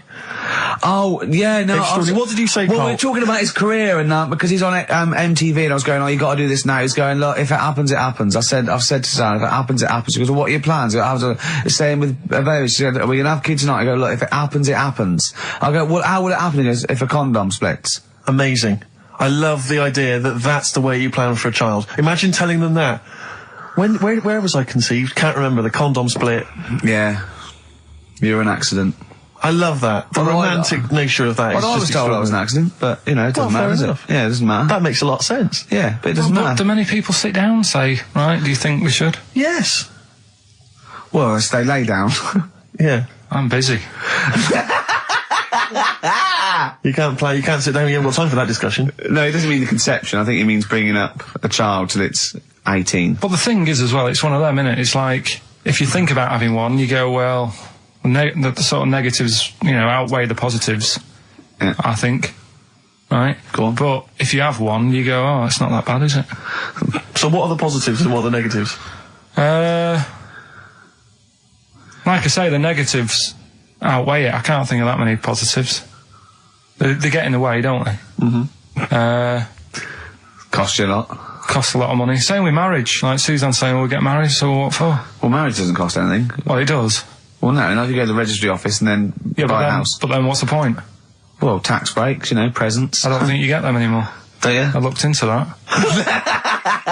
You old romantic. What would you rather have, a ring or a 3% saving? Yeah. Oh, I love it. I love it. Well, I don't see the point anyway. I got down on one knee and presented with some inland revenue forms. yeah. Just to show the benefits. That is great. I mean, if you are planning it, I think you got to involve me and Steve in the radio station, because it'll be, I mean, you take quite a lot on, don't you? So if you've got a kid at home and you're not sleepy, you haven't slept since you were 12, you've got this, you've got MTV, you've got a kid. You know, it might be one step too far, because I wouldn't want to push you over the edge. Well, go on, sorry. No, I just was going to say, I was talking to Suzanne last night about it and saying, you know, about earning money and that, and she said, well, you already sort of earn a little bit more than me. So, you know, if you get loads of money, she said, I'd be happy staying at home and doing nothing, maybe looking after a kid. I said, oh, so that's not happening. Right. I said, I could have a load of money now tucked away, I could have won some money and I wouldn't tell you. I still want sort of that check offer every month. Because I get a check offer to sort of pay the bills. Yeah. And I think you need to keep that in a relationship. Sure. Do you know what I mean? Work as a team. Yeah. Yeah, that's not working as a team. Of course it is. Well, no, you share everything. Sharing everything is working as a team, whether you earn most or whether some 35 grand back. It's not like you think that, oh no, I won the pools, but I give her half, she'll get lazy. She'll just sit around the house doing nout. So she's still got to go to work in a job she hates. Yeah. I'll tell you though, she thinks that it'd be the worst thing that could happen if we got a load of money. Because she'd want to go to Egypt, I'd say I'm not going. Why would she want to go to Egypt? I don't, that's what I said. No, why would she? Why does she want to go to Egypt if she wins a lot of money? She said it's meant to be pretty good. So the incredible wonders of the pyramids and the Sphinx and so on, that's not of any interest to you? I've seen it though on the telly and that. I don't want to go all that way just to see it. Exactly. Right. No, exactly. That's To experience other cultures, other lifestyles, travel broadens the mind. Well, you don't. No, not really. You've seen enough different ones here, haven't you? Yeah. There's parts of Wiven. Oh, you haven't seen yet. Yeah. Okay. Well, you don't want to make enough money. You don't want to make a lot of money because you're worried that Suzanne might want to go to Egypt. And then that'll be... No. And that's going to tear you apart. I don't want to tell her that I'm making a lot of money. I can still tuck it away. Right. And what will you do with it? When are you going to spend it? When you turn up in a big converted limo, goes da da da da da da da da da da da da. Come on, we're going to bingo. Where'd you get the car from? Never thee mind. Right? Won't you be suspicious? When you've got a pet chimp. You know what I mean? What are you? I mean, yeah. What would you spend it on? Is there nothing that you want for? No, I've never. No, there's now at the moment. Honestly, it's I'm quite happy. Do you know what I mean? I don't ask for much. But you're not happy. You're always whinging and moaning. Always whinging. Clearly, there's something wrong. What if someone gave you? Okay, right. Let's be serious. We're not talking about billions, right? But if someone gave you a cash injection, just a one-off cash payment of £250,000, okay, what would you do with it? I mean, that's too easy, because that should obviously be a house. That should be the best house you can find in London. I'd probably want to go and see a tornado. Right. That's on your list. Okay. In many ways he's so sweet, but I want to shake him. Can I just point out to you, Carl, I don't know if you know this, but if you get caught in a tornado, you do not whisk off into the magical land of Oz. And land somewhere nice. Yeah, and crush a witch. Still in your rocking chair. Yeah, it doesn't happen. It's quite dangerous. But you'd go and see a tornado, number one, fair enough. Number two? What brochure is that in? That one? It's Texas, isn't it? Okay. Oh. Number two? Texas. So he's got tornado number one. What brochure is that in? Number it's two. Texas, isn't it? It's Kansas, I think, mainly. Well, I noticed someone's emailed here a link for, can you believe you luck, Carl? Monkeys for sale.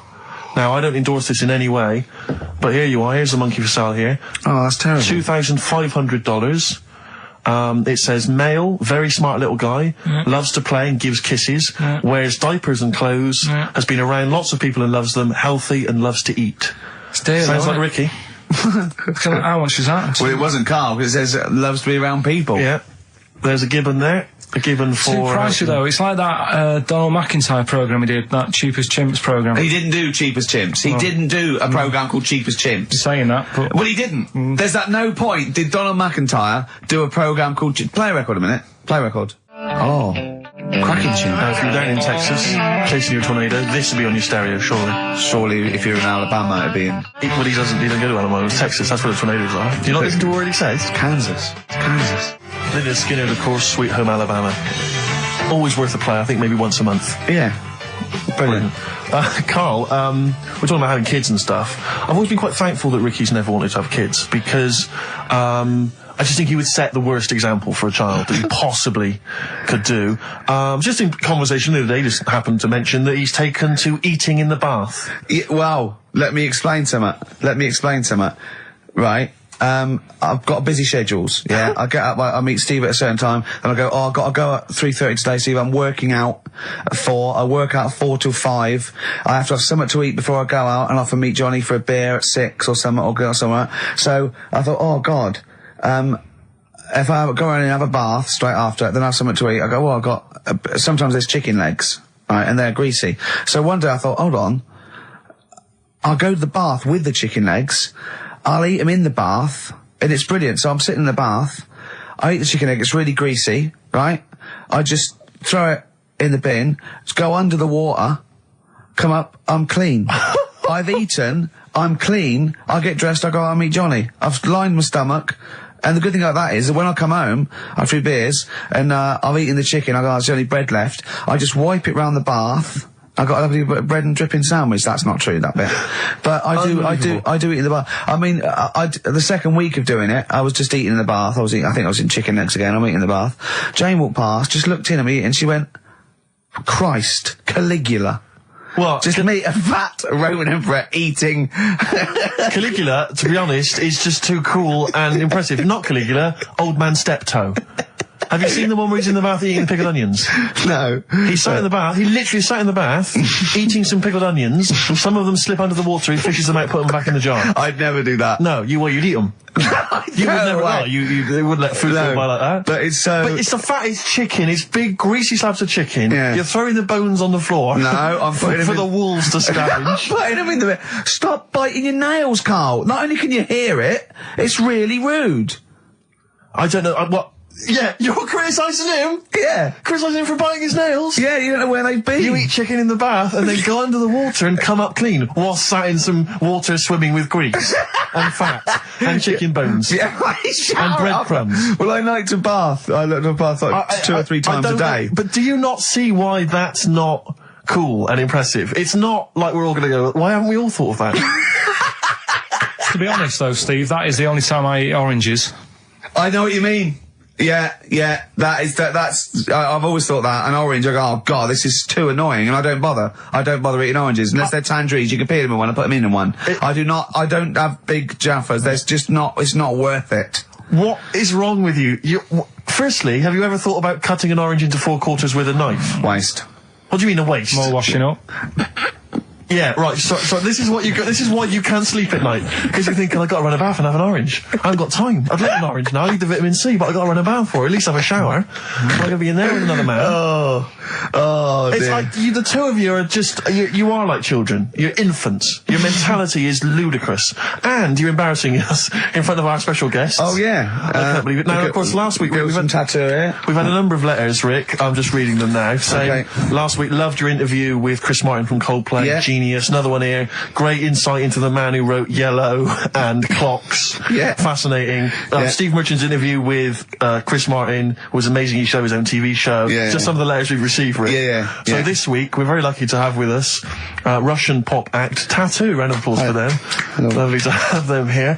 Tattoo. Now then, of course, there's been much controversy that your kind of lesbian shtick is just something to try and whip up some press attention. We are proper lesbians. We love Fanny more than cock. Okay, brilliant. And Tattoo, lovely to have you here. Thanks for coming. Yeah. Now then, you've got some live gigs, I understand, planned. Yeah. Duh. Okay. I can't help but notice that you sound, dare I say it, Tattoo, you don't sound so much Russian as German. No, we cannot do the accent properly. Okay. And, Tattoo, it's a joy to have you. Thanks for coming down. And finally, your lesbians would, for instance, either myself or Carl be able to convert you from the lesbian ways? We like the muff so much that the knob is no good for us. All right, well, thanks very much, Tattoo. Yeah, thanks, Tattoo. Thanks very much. Cheers. Extraordinary. Next week, Cher. Brilliant. So if you've got any guests, special guests you love us to interview, then let us know. Ricky.Gervais@xfm.co.uk. Look at Carl's face. And we'll try and get there. Oh, dear. Play a metal, Carl. Rockbusters answers next. I was going to say, well, do you want to do that? No, let's do it next. After the record. I was just going to say something. What were you going to say? About gays and that. What? In a bit. What were you going to say? Oh, we'll look forward to that. Martina Topley Bird. Need one on XFM 104.9. Right, there goes the girls from Tattoo. See you later. Well Thanks, done. girls. Cheers. Have Right, a couple of listeners Carl, what were you saying before we cut you off? Yeah, it's just like, you know, you had the girls in and that, and it reminded me, I was talking to Steve in a week. Yeah. I think it's, when people were talking about going to Stringfellas and that, Yeah. I was talking about seeing naked people. Yes, I asked him, I said, when he used to watch, say, he accidentally flipped onto BBC Two and some ballet was on, would his eye ever been drawn to maybe the gentleman's lower regions rather than the ladies? The gentleman's package. Yeah, would your eyes ever be accidentally drawn to that and you couldn't resist it? And you said yes. Yeah, because, right, I don't think I'm Oh dear. Oh, go on, I mean, fair enough. no, right. I'm always looking at the beautiful ladies, but fair enough. Yeah, No, go on.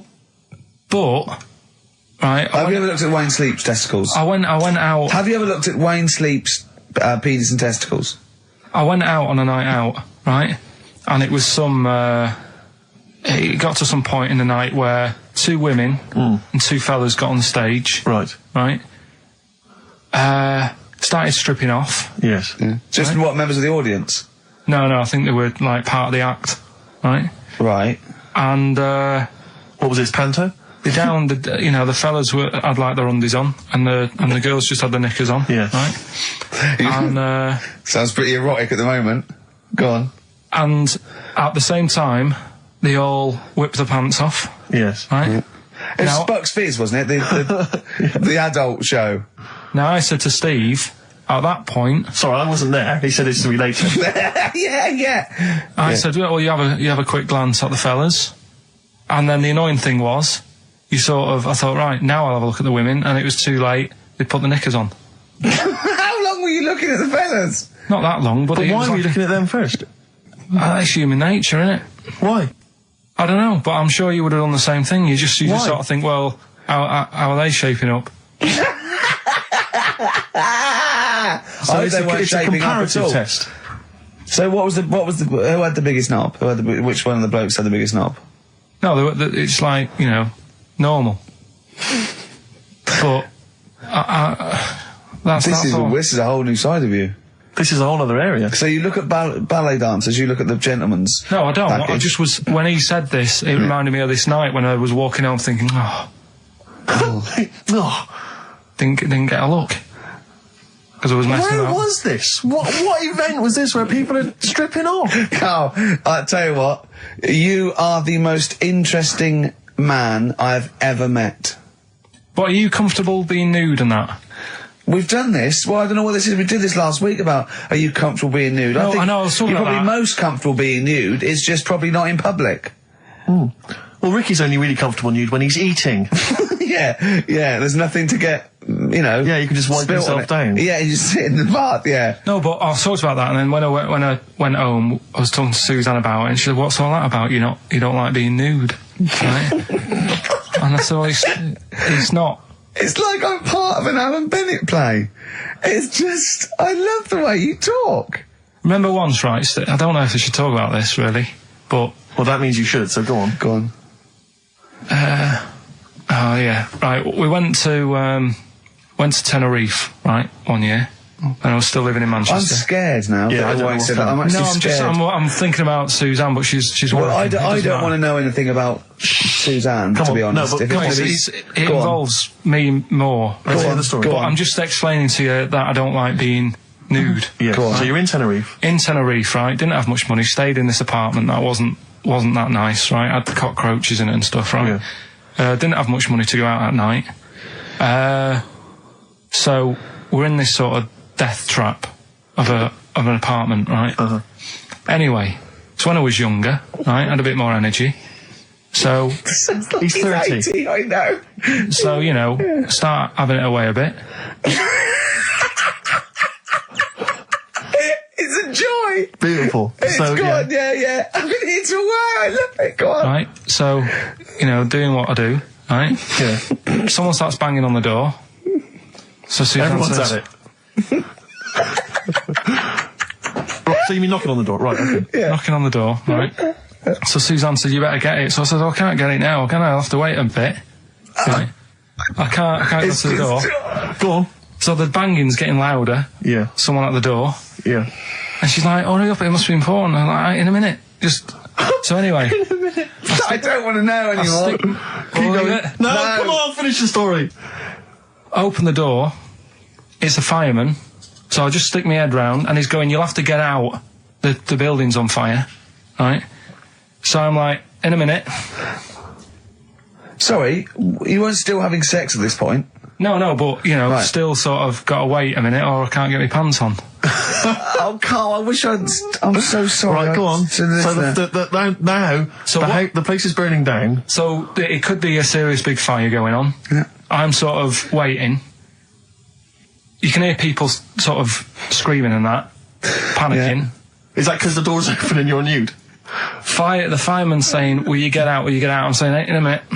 Right. And Suzanne was saying, think of something that's not sexy. Sure. So I was thinking of people, thinking maybe down in a fire might sort of calm you down. Yeah. Then the fireman said, we need a big pole. Yeah. Yeah, Sure, go on. But what I'm saying is, that, to me, I wouldn't have wanted to go out and be safe over, do you know what I mean, over being naked. I don't like walking about without on. So what I'm saying is, even if that fire... I love the idea of everyone huddled in there with all the firemen. It just, the camera's fans along and there's Carl. Yeah, a just local news report. naked. With still But would you have gone out without on? But why do I have to go out with now on? I'll just grab a pair of jeans. All right, but you've just, What? There's a fire, Carl! Yeah, but See, not everyone looks at men's packets. That's only you, remember. Most of the other firemen wouldn't be going, oh, look at him. But what I'm interested in is he's how pleased long... to see us. Carl, how long did it take? And did the thought of dying in a fire help? After a bit, but the fireman sort of had a go at me. Sure. What do you mean? Well, he wasn't happy that I was dawdling. Well, to be fair... But what can you do? Answers on a postcard. To the usual address, XFM, care of Leicester Square. Well, let's just get these rocks. So let's play a record. Let's have Rockbusters and Monkey News. We don't have time for afterwards. monkey news. We'll squeeze them in. Wow. Life on Mars by David Bowie on XFM. Right, come on, we're running out of time. Blockbusters. The results in... Sorry. Oh, what a giveaway. Oh, no, embarrassing. I've given it away. Straight into monkey news. Go on So, Rockbusters, what were the clues? The clues were, the first one was, they're running out of rice, so they've got problems. That was CC. That was China crisis. Right? Okay, yeah, if they ran out of rice in China, it would be a crisis, fair enough. Second one, the Geordie fella doesn't know what he's being charged for. Right? That was Bill Wyman.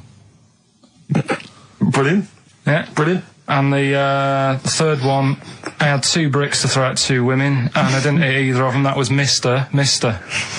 I let him up. Those were alright, those. That's extraordinary. The winner, Gina. I think Gina Ferry. Well done, Gina. And the reason I gave it to Gina is because she's included, and this is a wonderful segue, some monkey fact information of her own. She says, apparently, that the group Chumbawamba got their name from one of those monkeys in a room with a typewriter experiments. Someone did it as a joke, and Chumbawamba was a word that was typed out, and that's where the group got their name. And apparently. their lyrics. Absolutely, yeah. Which is good. So let's have official monkey news. Play the jingle. Oh, chimpanzee that monkey news. Alright, we've got to be quick. Go on, But this is something that was sent in to me ages ago, and I don't know why I haven't done it yet, because it's brilliant. We were talking about monkeys typing, the Shakespeare theory and all that. Well, this is about a little monkey called Marty, right? Basically, it's in some science lab, right? It's in there. It was wandering about out of its cage, right? The lab fella was busy on the phone or something, right? And Typical. it's wandering about. It goes up to a PC that's in the corner, a little computer, types down, "My name is Marty," right? So the fella got off the phone, saw this on the screen with the monkey sat there, says to his mate, "Have you done this?" Right, hold on, Carl. Let him finish. Before you question, always let him finish. I don't know what to do. Time's against us, come on. He said, have you done this? He says, done what? He said this on the screen here, saying, my name's Marty. Right? He goes, what are you talking about? As he's having an argument with his mate, saying, you're lying, you did it. Monkey's sat there, typing, this isn't a practical joke, my name is Marty. Right, and that's the end of the story? I'm not coming in next week. I think we need a week off. I actually think we need a week off. He's doing a web chat or something. You can go online and have a chat with it. The monkey's doing a web chat? I don't know. Has he got his own website yet? His favourite Buffy the Vampire Slayer? Have a look at that. Right. Do you believe that, Carl? It's all there. No, but do you believe it? Do you believe that monkey could type that and then say this is not a practical joke when he's still arguing? Weird, isn't it? Oh. What do you reckon, Steve? Yeah, well, it's obviously a wind-up. It's a joke. It's not even... You haven't even got some of the facts wrong. It's just a wind-up. Have you noticed the date? Is it April the 1st? It is April the 1st. You are joking. That it was sent. You're an idiot, Carl. It was sent on April the 1st, Carl. So you're saying the monkey knows it's April the 1st, but you don't believe... doing a wind-up, yes. Yeah, I think the monkey has thought, I'll do it on April the 1st so that people think that it's a wind-up. In actual fact, I am a monkey that can type and read. It's a shame he never went into investigative journalism. He could have brought down, you know, the Watergate scandal. Poor Carl. Well, I was thinking of a song that sums us three up. Yeah? What are we? What do you think? How would you sum us up? Tricky. Well, young, gifted and black. True enough. Apart from a couple of them. Yeah, well, we're not gifted. No. And we're not very young. No, I'm certainly not. Shall we take a week off? Yeah. Should we maybe just knock it on the head altogether? We'll take a week off and see what happens. Okay. See you next... No, let's not see you next See you week. in a couple of weeks. Yeah. Cheers then, Carl. You have a good Christmas? Yeah, you? Yep. Carl? Yeah, it's alright. Lovely. Okay, let's crack on. Good. I went on holiday after Christmas, Yeah. And so did our mutual friend, Phil Bowker. Yeah, good man. He was in Lanzarote and he told me one of the funny... I don't know if I can tell this on the radio. I'll have to say the C word. I'll just go... It's in a sentence, so I just go, you see, when it comes, and you'll know that he's saying the terrible word. Just, you know, didn't want to ruin the anecdote. Anyway, they're walking along one evening in Lanzarote, and there's lots of Brits there, apparently, and Phil overhears a sort of married couple arguing. They're having to go home a bit early, and she's saying to him, she went, for Christ's sake, every time we come out drinking, you always shit yourself. Right? Wow. Always, not once. So he's going, I've told you, he said, it's not the drink, it's the weather. She went, the weather. You'll be blaming the food next, you see. I don't think they should have got married. Wow. Or mate, when did you think the shitting yourself started? Must have been after the marriage, because if you're courting, and you go, went out with Derek again, did you last night? Yeah, how was it? The evening was lovely, the meal was nice, but he shot himself. Again. That's 5 dates, 5 different heaps of shit. But I think I can change him. I think I can change him, yeah. It must have happened after the marrying. Or he just might think, oh God, or he's got to that age where I think, look, I'll just empty it when I get home. Yeah. I'm not going to keep going up and going to the toilet, you know. It's the ice that does it. Yeah, Carl is right, I think. It is the ice. What do you mean? People forget, you know, they say, oh, don't drink the water when you're on holiday, and they don't. They drink, you know, they buy Evian and stuff. Oh, I see. They forget about the ice. The ice cubes, you're right, in a bar. Made from tap water. And that can do it, can it? Yeah. But what she said every time you're drinking, didn't she? I assume that she wasn't drinking ice then. Yeah. What, I mean, why is it just happened to him? Let's be honest, everyone that goes on holiday doesn't end up crapping themselves. Yeah, they usually make it to a toilet. He does it every time he drinks, doesn't he? Yeah, well, apparently. Just don't let him carry the baguettes. He's good, isn't he? Oh, Carl comes out with something. He does now and again, High doesn't he? five, Carl. That was sweet, man. Yeah, nice one. Yeah, respect you. Ladies and gentlemen, will you please welcome to the stage, the scaffold. Oh, the scaffold. You remember the scaffold, Carl? You picture the lead singer looks a bit like him. But you know whose brother that is in the scaffold, don't you? Mike McGear. Do you know whose brother that is? What? Do you remember the The scaffold? They did, scaffold. Yeah, I remember we'll the drink a drink, to Lily the Pink, the And Pink, the didn't they Pink, do that oh, in the the Roses human advert race. as well? Yeah, thank you very much for the entry, Iron. Do you know whose brother that is? Whose brother? The lead singer? No, the Mike McGear in it. Sort of one of the main men in it. He's one of the songwriters in Yeah. No, the I don't. scaffold. Paul McCartney. Is he? Yeah, I didn't realise that. yeah, that's Paul McCartney's brother. Think of that when they go home for Christmas. So I think Lily the Pink was what, about 1970? Yeah. It was number 1, wasn't it? Christmas number 1. Yeah, big number 1, yeah. I don't know if it was Christmas number 1. Two Little Boys was 1969, lasted it. No, it definitely was number 1. Yeah, but I don't know if it was The scaffold Christmas was. number 1. It was, because I remember I did it in Really? Sundays, yeah. Yeah. Oh. So they go home at Christmas and Mrs. McCartney goes, all right, boys, how are you, Paul? How are you doing? I'm just starting a new band called Wings. Yeah, oh, yeah, so this is Linda. All right, yeah, sit down. Mike, what are you doing? Just had a number 1. Brilliant, round of applause. How many number 1s do you have, Paul? 19. We know what we like, don't we? We'll drink, the human race. Paul goes, wow, if you want to. The long and winding. Boring. We'll drink, Wow. Linda, do you want to be in the scaffold? We're probably going to go on tour and stuff. I know you love it. Well, I quite like it. Yeah, we'll drink. You're not going to be in Wings if you're going to play with him. Well, I got make a tricky decision. I mean, that's a great song. Everyone's loving it. It's Christmas number 1. What are you doing eating his bacon? Well, I love it. You don't eat bacon. Yeah, but I love the music. He's a great Stop guy. it. What are you doing? Well, I just, I love the music. We'll can't drink, believe it. No. No, you don't. Yesterday, all my troubles seem so... Thank you very much for that.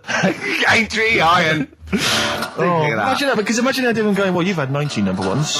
I mean, it can be very time. Yeah, if things stay like this for the scaffold, I'm going to rule the 70s. Yeah, if things that carry on going like they're going now, the scaffold... Ladies and gentlemen, will you please welcome to the stage, Beck. Oh, nice one. That was the Christmas song. Remember them dissing all over the place as usual? Absolutely. Dissing all his mum and everyone. Yeah, it's a little bit of cussing in there, which they bleeped out, thankfully. Carl's in a bad mood already. He's been in about 3 minutes and he's in a bad mood, getting stressed. If you can't hack it, leave. What's the matter with you? No, I'm just saying. I was meant to enjoy last Saturday off and I didn't. Why not? Why is that our fault? Because you weren't here? Just because... I don't know, but... Are you not in the Christmas spirit? Why didn't you enjoy last Saturday?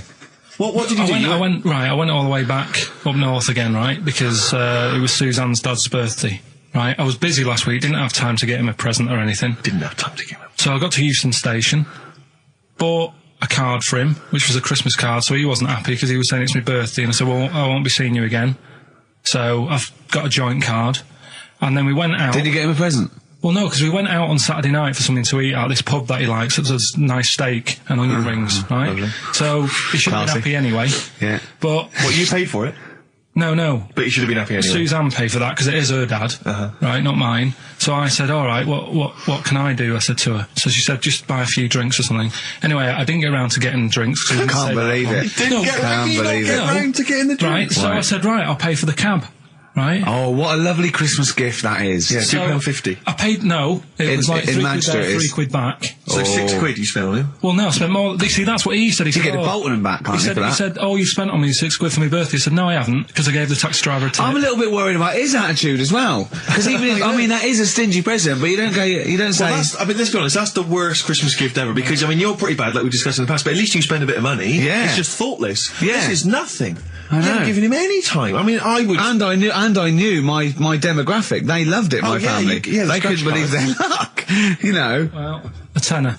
You spent a tenner on him. Well, the cab fare was £6. But the thing is, I don't think he's saying that. I think it's the fact that this is like, frittering away over it's their kind life. of thoughtless, He would have loved to, I'm sure he would have been appreciative of a lovely £10 gift that you cared about and bought. A book he probably likes, Fly Fishing, doesn't he, by J.R. Hartley. If you'd have bought that, he'd have gone, that's what I was looking for. Well. Or what I was looking for, Carl. Bloody hell, Carl, you little balls twat. That's just what I wanted. So, alright, so just calm down. So what have you got planned for Christmas? Is this what, I mean, are you doing the same place with Carl, Suzanne? excellent. You've paid me milk bill for this week. That were nice. I'm spent this year. So have you planned anything for Suzanne, or are you just... Yeah, I'm taking her out Christmas Day for something to eat. Well, does she know that? Was that? She's working today, so she so... Right, okay. So what Christmas gift have you got? That's it, I'm taking her out. What, you haven't got a present? No, because we spent a lot Don't this forget, year. that's half yours, though. You're not going to just be sitting there watching her eat, going, oh, I'm hungry, but I spent all. You're going to be eating as well. That's half yours. So she's got nothing to unwrap. He's like a cat who's been hit. She's got nothing to unwrap. There's nothing. She's going to hand something over to you, because I've met the woman. She will. She'll hand something over, you'll open it, you'll love it. I might get something today. You shouldn't take me to begrudgingly persuade you to do it. God. Yeah. Right, so... yeah. Well, I'm going to try and stick in some Christmas songs. We're not playing all Christmas songs, but I brought in a couple. So this is Christmas, John Lennon, The River, Joni Mitchell, Fairy Tale New York, one of the best Christmas songs ever. Oh, well, what about a bit of Pretenders? That's a good one, 2,000 Miles. Let's hear it. Pretenders, 2,000 Miles on XFM 104.9. This sort of Christmas edition. We're not here next week, are we? No. Carl is, aren't you? Well, you are in a way. I was doing a best of, isn't it? Yeah. Is it a best of? Yeah. Brilliant. Have you been putting it together? Not yet. Okay. You want to get I'll do it today. Tell me what bits you want in it, and I'll sort it out. It's not for me All to the say, best is it? stuff. Yeah, it is the best stuff. Well, maybe people could email in with their highlights of the year for them. I'm trying to think what they were. I mean, mostly talking to Carl. It'd be mostly Carl, wouldn't it? Mostly Carl, gibberish from Carl. Oh, I think it'd be an awful lot of educating Ricky from Carl. Well, ricky.gervais@xfm.co.uk if you've got any thoughts on stuff you'd like to hear.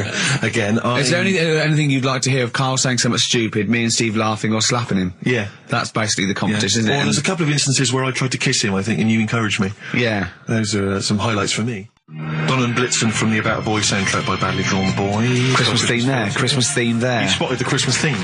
Yeah. Carl's not really in festive mood, but I can't imagine Christmas is your time of year, is it, Carl? Well, I'm not sure any time of the year is, really. I liked it when I was about... I think when I was about 7, I enjoyed it. Was that the one? Was that the year, the big year for You you? get loads of stuff, you don't have to worry about anyone else, but once you've, got a job... What did you get when were you doing your paper round? How old were you then? I was about 13, 14. Well, that was then you were a man, weren't you? I had to buy stuff. Oh. But you're still not You're quite a having a good selfish time. man, aren't you? I didn't realise this. No, it's just that And Christmas... that's coming from him, Carl. My dad always said... Oh, right, steady on. Dad said Christmas morning was for for me, so he used to stay in bed. So he never... That's brilliant. That's a great thing to say, isn't it? Yeah. Christmas morning's for you. Run wild, do what you want. Just don't bother me. I'm going to Honolulu for 2 weeks. That's great. Dad, it's Christmas. Do I have to do anything? No. So my mum used to get up, because she used to like to see my face light up, when I opened the presents. And then, to keep fireworks. And then, then I'd have to go to my bedroom from about 6 o'clock onwards, because my mum and dad were into having big Christmas parties, and I wasn't old enough to go. Right. So they'd say, right, you've had your fun there, you go up to your bedroom, stay in there. Really? Yeah, I remember one year, right, I got a train set, that's what I wanted. Yeah. Right? It's brilliant. Playing with it all day. I thought, I don't mind about the party, I'm happy staying up here, playing with this. Brother comes in, he's had a few, right, he's going, yeah, give us a go on your train. How old is he?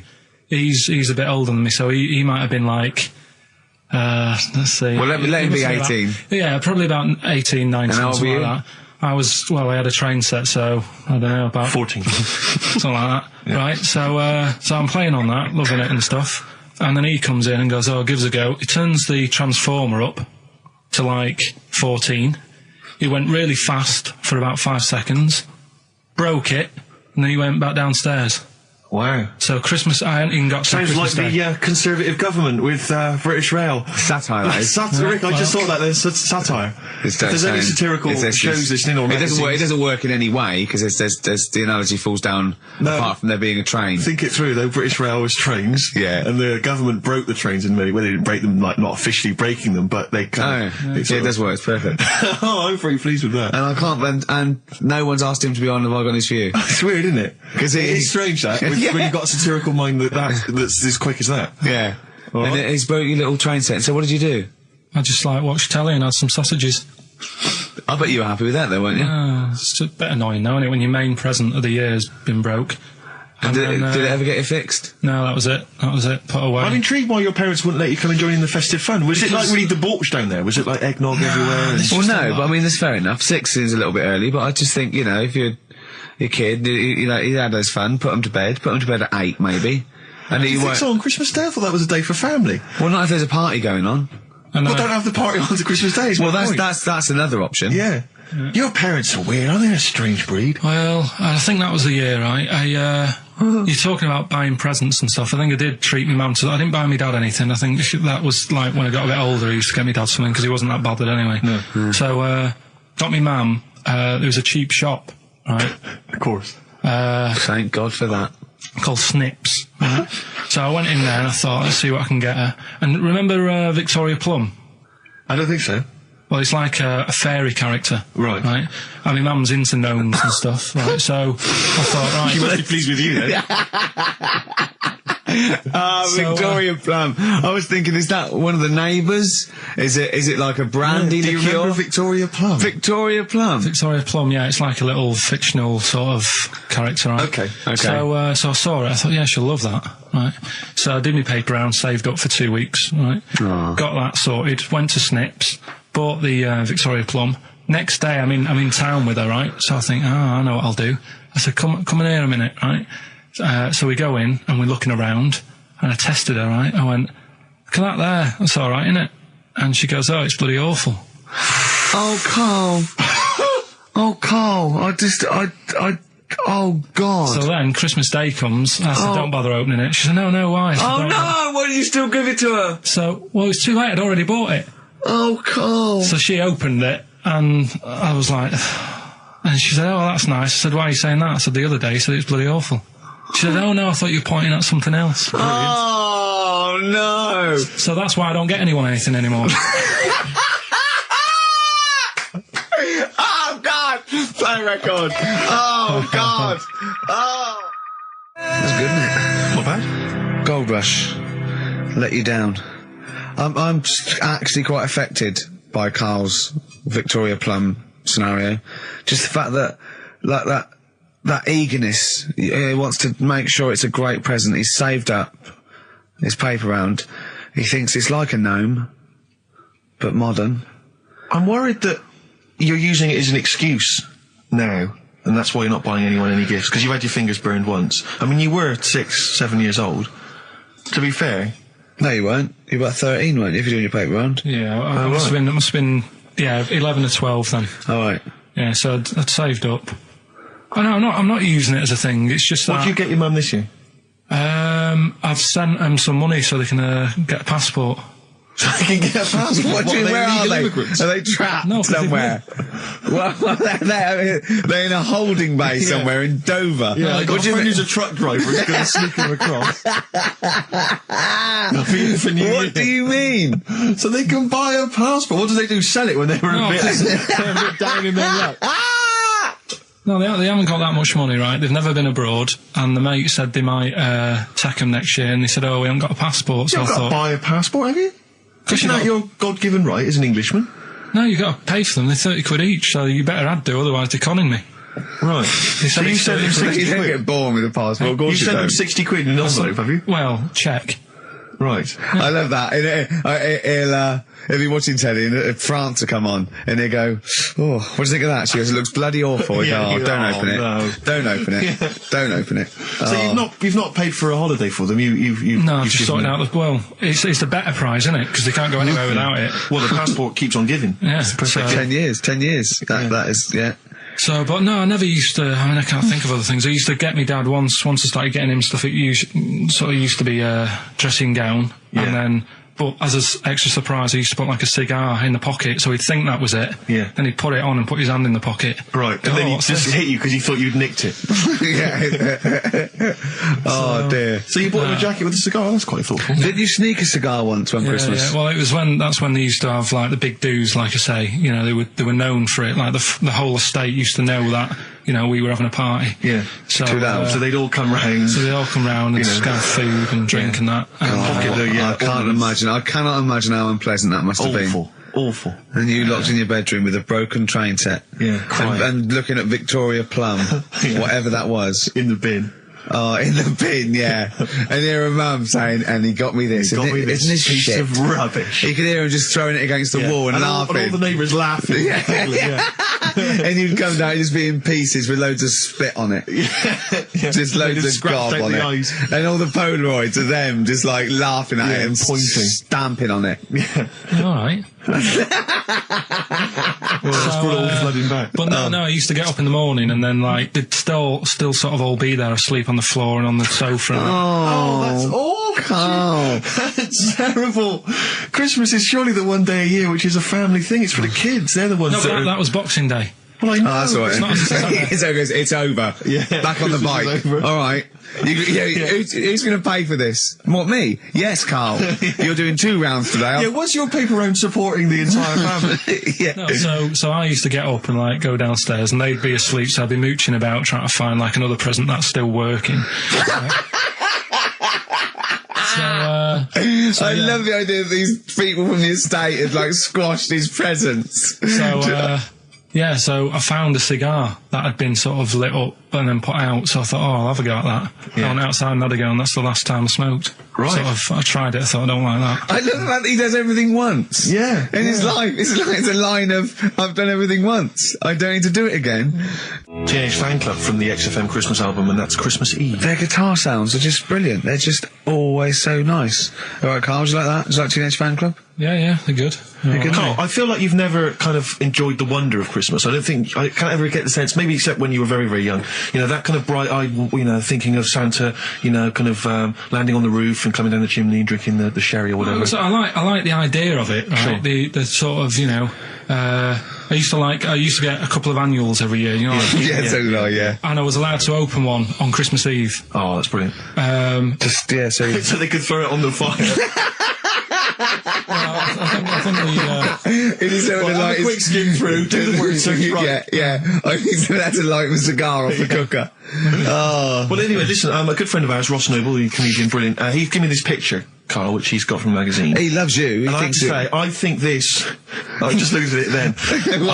Obviously, it's not going to mean much to the listener. Oh, this is self-indulgent. It is currently available. I think it's in the current edition of Bizarre magazine, so you might want to buy that. It's not horrible, though, is it? There's a certain grotesqueness about it. Oh, it's a deformed person, isn't it? Well, to a degree, but I think what it's going to do for Carl is give him, I think for you and I, Rick, we're going to see his face brighten up, like opening a wonderful Christmas gift. Oh, you know what? I think I've seen this. Is this the one with the kid with the big head?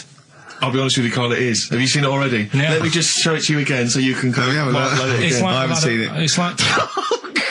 yeah. We shouldn't be laughing at that. No, but that is like the kid who I went to school with.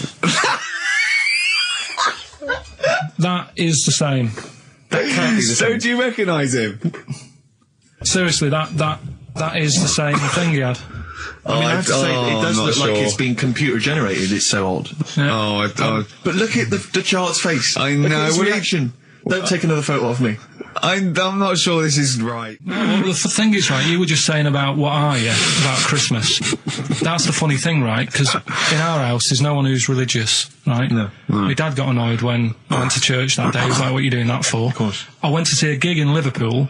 Remember the band The Christians? Yeah. He thought I'd join some club. Yeah. I said, I've been to see The Christians. He was saying to me, man, what's he doing going out with them? Yeah. And then the other thing is, because I'm not christened or anything, my mum used to say to me, don't tell anyone that, because there's witches and stuff. I want to go back and see his upbringing. I just want to go back and see him at 7. One day in the life of Carl, age 7. Just to have 3 ghosts visit him tonight. And take him back through time. But we could go with him. We can be some of the ghosts. Yeah, I the ghosts of Christmas past. Remember this? That's incredible. Because don't tell So just say she a bit thought. more. So she wasn't Christimas. She thought maybe someone could take your soul because you weren't There's christened. like there's cults and that, isn't there? And if they find out you're not christened, then Right. I don't think they care. I don't think a lot of cults care. Well, But what can they do if you're not christened? I don't know. I just said all right because then through that time there must have been a time when. But hold on, now they know. Yeah, but I'm older now, so I'm all right. She used to worry about me playing out on the street. Oh, she was worried about whether you were naive and stupid and easily led. Well, yeah. No. Good point. No, you're right now. Yeah. So, yeah. Good. Rockbusters. Rockbusters. Well, tell the prizes, Steve. Yeah, Tell we them have got Christmas some, gifts. This is Christmas gifts. I don't know if you'll receive them in time to actually pass them off as gifts. I wonder if I can tell that Ross Noble story that he told us. I don't know. We'll have to discuss that when the record's playing. Okay, all right. Okay, so you heard a track from it just then. This is the XFM Christmas album. I think that's been knocking around here in the office for years, hasn't it, Carl? Or is it new this year? It was brought out about 2 years ago, Okay. but the Christmas songs are Christmas Fairly songs, Christmas timeless, songs. aren't Yeah, they? it's not bad. There's Scott bands on there, like the Dandy Warhols, the Webb Brothers are on there, Drugstore, Bell and Sebastian, Flaming Lips, all sorts. So we've got that to give away. We've also got this Smashing Pumpkins compilation, which we've seen, again, that seems to be knocking around for weeks. Another one of those 50 years of the greatest hit singles. I don't know, Culture Club's on there, Queen, I've obviously, just Lennon. seen the cult film. Yeah, the cult film will come back to you shortly. This, I think, is one of the most exciting gifts. If you have a video player and you want to get trimmed, then surely Big Brother 3 champion Kate Lawler and her cardio combat video, in which I think she uses kind of, I don't know, military kickboxing training to get you trim and taut and looking as good as her. Then you can get that as well. We've also got a exclusive 7-inch single from the White Stripes, a kind of Christmas single. Is that from them? Yeah. That must be quite rare. That's probably the only thing That is rare. That is worth something. And the current Badly Drawn Boy album, Have You Fed the Fish, which I think is slightly mediocre. They've gone up, actually. I think that the level of prices there has gone up. Not a bad selection, but here is the big movie. And actually, I have to say, this is not a bad one. No, it's not. Again, it's not terrible at all. It could be worse. It's James Caan in the original Rollerball, not the disastrous remake that came out recently, but the DVD version of Rollerball. So that's there as well. So something fairly interesting. That's worth winning. Right, come on then. Let's do Rockbuster. Well, will we play a song to give people time to get a pen and paper and that? Yeah. So we're doing it next. Yeah. Vines was Jackson on XFM 104.9. Ricky Gervais with me, Steve Merchant, and Karl Pilkington, the man of the moment, with his Rockbusters coming your way with all those great prizes. Yeah. Right, are we doing it now? Yes, sir. I noticed Heat magazine sort of put a bit of a spanner in the works. Why? Because they were saying, maybe it'll be a Christmas edition of Rockbusters. And I'd already sorted them out. I wouldn't worry, Karl. Well, what I've done, I've cleverly tweaked them to make them Christmassy. So the Christmas bit in it has got nothing to do with it whatsoever, but I just thought... So you mean the clues have a Christmas element? Well, yeah. But it's nothing to do with the answer. It's nothing to do with the answer. Right.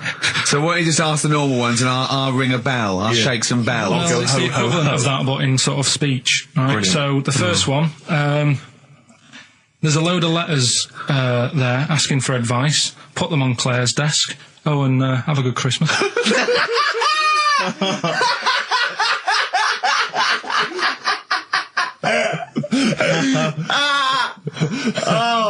Give it to us again. Oh, God. Right, so there's a load of letters asking for advice. Put them on Claire's desk. Oh, and have a good Christmas. Right, but bear in mind, people, that the Christmas element may not be relevant to No, these that's got clips. nothing to do with it. I don't want to... Okay. And the initial there is F, right? That's F. All right. Right, the second one. Ask your mum if you should, after you've wrapped the presents. Right, so Ask your mum if you should. ask your mum if you should, after you've wrapped the presents. That's S. Yes. S. All right. All right. Okay. And the last one, a couple of people were arguing in the supermarket at the fruit and veg counter, but it's busy in there because it's Christmas. That's probably what brought it on. So that's B. Right? B. Oh, God. So they're the three. Will I just recap? Yes, please. Yeah, I have no idea. so I the can't first even. one. I don't know what to start thinking. Right, there's a load of letters there asking for advice. Put them on Claire's desk. Have a good Christmas. Have a good Christmas. Second one, ask your mum if you should. After you're at the prison. S. And the last one, a couple of people were arguing in the supermarket at the fruit and veg counter. But it's busy in there because it's Christmas. Busy because it's Christmas. That's a B. So they're the three things. It's email only, this one. Please remember that. ricky.gervais@xfm.co.uk. ricky.gervais@xfm.co.uk. Yeah. Brilliant. Carl looks happy with them. He looks he's really very happy pleased, with and them. rightly so. They're cracking. They're good. Yeah, They're good. Pleased with those. So, All right. Is there going to be more Rockbusters in the new year? We're not sure. I'm still thinking about new ideas that we can do. Okay. Are we starting Ridiculous today? Have you done Couldn't be anything? bothered. Couldn't be Right, bothered. couldn't be out. Look Right. forward to Ricky Dickinson. He's worried about. He nearly said asked, and he just stopped because he's worried because he's the producer. Yeah, well, I've got to set a standard. Oh dear. Carl, you have, mate. You have. So that's that. We've still got to come. I'll tell you what. Why don't we have a lovely tune? Yeah. Right, you make the tea. We're opening these biscuits from Alexandra. Yeah. We'll be enjoying that. Right, maybe segue so we can have a nice little, rest. I don't want to talk through it; it'd be rude. And then we're coming back, and as part of like Pilkington, Parkinson, and Do We Need 'Em? Do We Need Them? Yeah. Carl has interviewed an expert on jellyfish. Brilliant. So we've got that. Plus, of course, we've got a two-part Educating Ricky. You've got Educating Ricky still to come. With a Christmas theme or not? And we've still got things like the Pogues, John Lennon, Joni Mitchell, just David Bowie. Are you suggesting there's going to be some great music and some great fun music chat? and some fun chat? Lovely. Let's do a classic. Let's do a big stomp in one of the best Christmas songs of all time, shall we? What are you thinking? Fairy Tale in New York. Excellent. Fairy Tale in New York. Oh, it's always The amazing. Pogues featuring Kirsty McCall on XFM 104.9, the Christmas edition. Indeed. David Bowie, Everyone Says Hi. It's quite a melancholy feeling about today's show, isn't it, that Christmas? I think there's often... Carl with his Victoria Plum. I want to see a Victoria Plum. I want to know what it is. Does it look like a little gnome? It's a woman gnome. A female gnome? Yeah. A little gnome. Did your mum collect gnomes? She likes anything gnomes. She likes fairies. She likes Indians. She collects all that stuff. Yeah, and it doesn't matter what it is. What do you mean? You know, like a proper Indian with all the headgear on. Or a Native American. American. She likes anything with them on. Like, you know, it can be a fridge magnet. It can be... Just anything. A lot of Native American wisdom is around the fridge magnet because they think it has special powers of adhesion. Yeah. Yeah, that's, you read some of their writings, the great works. Snowbird from Mark Ikes are part of his covers album. He's so happy that the XFM listeners understand his stupid clues, and he knows it annoys me. We've got some right answers. We'll be for giving Rock out the Busters. answers just quickly, just in case someone sort of missed one of them. I'll just quickly do them, yeah? Yeah, go on. First one, there's a load Sure of letters. show. There's a load of letters there asking for advice. Put them on Claire's desk. Oh, a Merry Christmas. Ask your mum if you should. Oh, a Merry Christmas. And a couple of people were arguing in the supermarket. It was at the Christmas, fruit and that's veg why. counter. And that's B. Okay, we'll give those answers out shortly. Yeah. I just have to show you something, Rick, before we move on. I know we've got another Educating Ricky, but someone just sent this in. Yeah. They've been looking on eBay for Victoria Plum. You're joking? Come here and see the photograph. Oh, God, that's fantastic. Oh, show that. That's it. Oh, God, he got that for his mum. It's the worst piece of tat I've ever seen. Carl! Carl. Imagine how...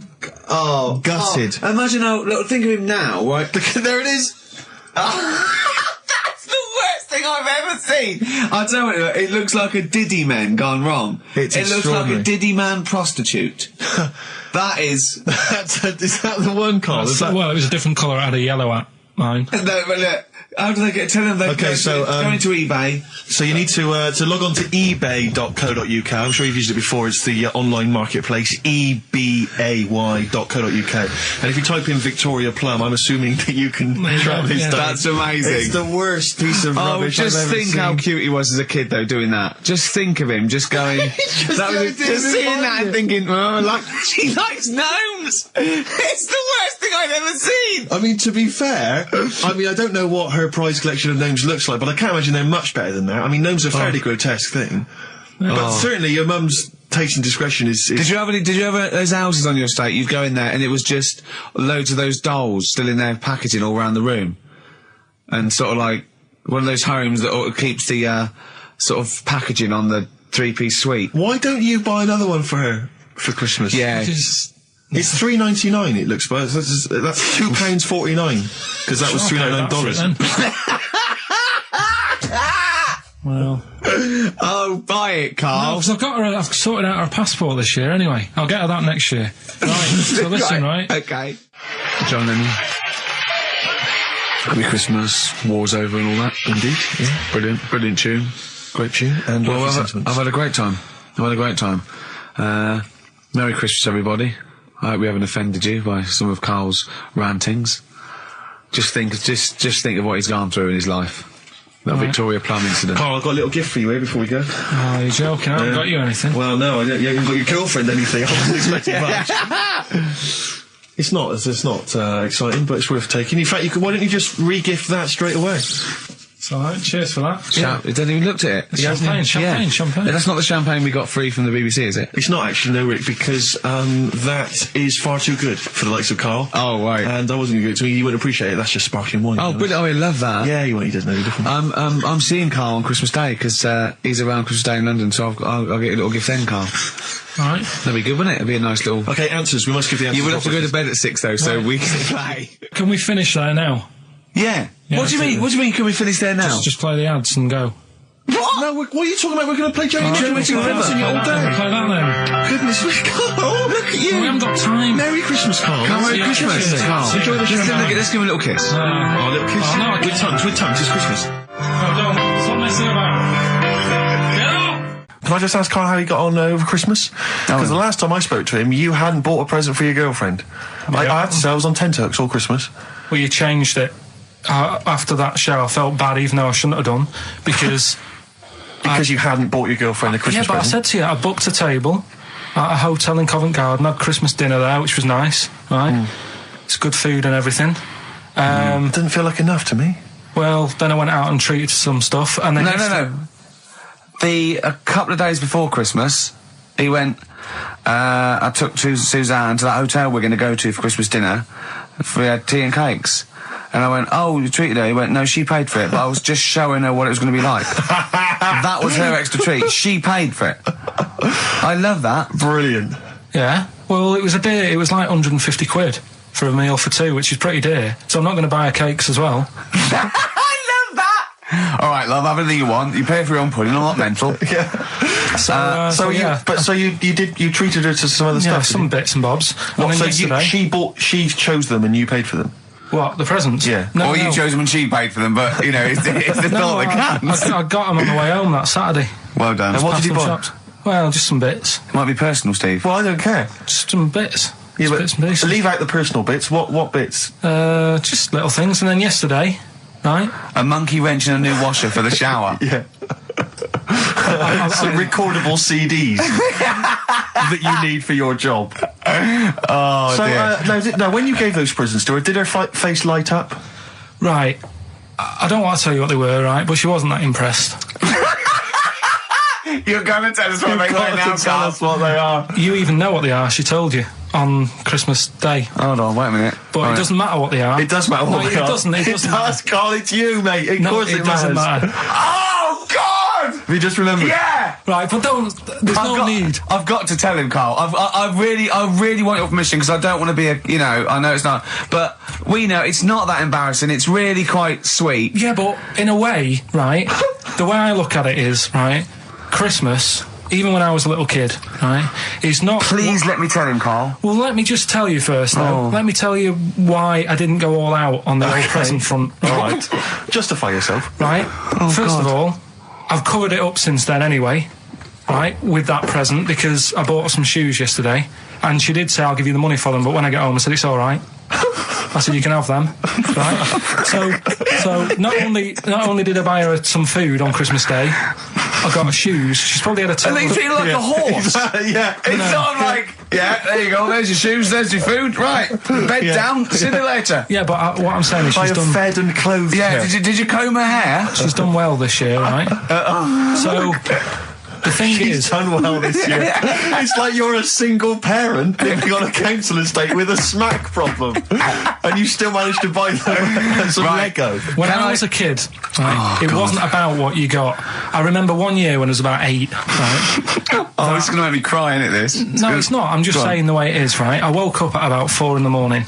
And I was like, oh, what forgot? And I couldn't sleep. I was that on edge. It's the excitement of Christmas, isn't it? It's like, oh, what's wrapped up? I need to know. Sure. Yeah. And it's the fact that people are saying, no, you won't know until tomorrow. Yes. Sure. That annoys you and winds you up. Okay. So I got up at 4 in the morning, opened my presents, and then went, right, I know now, went back to bed, had a great sleep. Yes.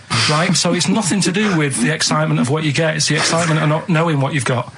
And then what happened when you got up to go down with the presents? What you're saying to me is that you could wrap up a brick because the thrill of Christmas is in hoping and being excited about what it is, not the actual gift itself. Yeah. Is that what you did? Did she get a brick? No, let me tell you now what he got. He got her a present, right? And she said, she came and I said, yeah, he got me.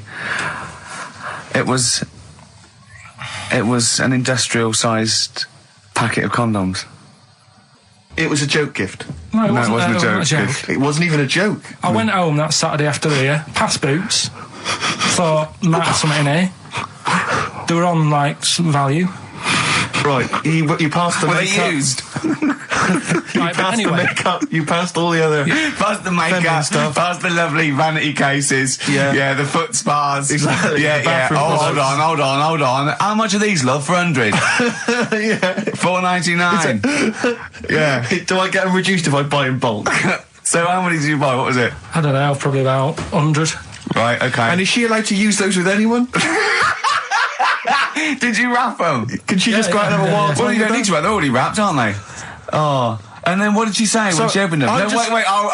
Carl, what did she say? Right, play a record and we'll come back to this. Oh, you're worse than my father. That's genius. Made famous, of course, by Jimi Hendrix. Yeah. That's All Along the Watchtower, as originally done by Mr. Bob Dylan. On XFM 104.9. So, Carl, just take us through the moment where you gave this gift. Firstly, So you went into Boots, right? You thought, all right, 100 condoms, brilliant. Okay, did you wrap it I don't up? know if it was 100, probably 80. Right, okay, yeah. Right. You don't want to go mad, do you? Wrap them up. I'm just resting easy knowing that he's not trying to breed. Right? No. Yeah. So I got her them. I got her Grease on DVD because she's Okay. always watching that. Yeah. Right? Yeah. So just think of when her mum said, what did Carl get you? Some condoms and grease. I was going to say, I'm glad he said on DVD. And she was surprised anyway, right? Because Yeah, I bet she was. no, when she got she was thinking like jewellery. no, right? That showed her. That surprised you, hasn't it? All right. So hang on, wait a minute. You thought it was a holiday, didn't you? Yeah, look at your face. You don't know me at all. So hang on. So did you give these on Christmas Day? Right, what happened is she got in from work that Saturday, right? And I said, look under the tree. Knackered. Oh, at least it's Christmas. Yeah. At least I'm going to get a little bit. Yeah, go on. I said, look, you got some stuff under the tree, right? So that Did you give her a surprised sugar lump? Right, she was really chuffed with that. But she said she was a bit puzzled because I didn't know we had any wrapping paper, right? So I ended up using wallpaper. You didn't take it off the wall, though. You had some. No, it was some left over, right? So she said, why have you used wallpaper? I said, well, I didn't have any paper and you were getting in a bit and I wanted you to have a surprise. So she said, can I have a feel of them? I said, no. Presents. You thought, right, I've got the right thing. Yeah. Right. And then Christmas Day, I said, no, don't get carried away. It's nothing really good. You know, we said we weren't going to buy each other much. So there you go, open them. Yeah, go on. And Can I just ask, had you received your present from her yet? yeah. So what had you received? What did he have? Had some shoes, Nice. right? Getaway game for PlayStation. Nice. Which is I'm just totting up Just the top value the value of of this. those, Go on, yeah. And just also think about how much fun and pleasure you get from them. Yeah. Although, of course, condoms, I can see the Well, do see know. the appeal. Well, okay. Yeah, so yeah, I think but I can. also add to that bit 150 quid for a meal. If you're going to start Minus. totting up, 150 quid for a meal. I bought her some shoes, 72 quid. Yeah, that was after the event, though. Doesn't matter. All right, so you'd received these, dare I say it, thoughtful and nice gifts. You handed over the box of condoms. They were wrapped up. She Well, unwrapped them. yeah. Go on, take us through it. Walk us through it. Well, it's not something you play with on Christmas morning. Oh God! Oh, right. But when she opened What did them, she say? What did she say?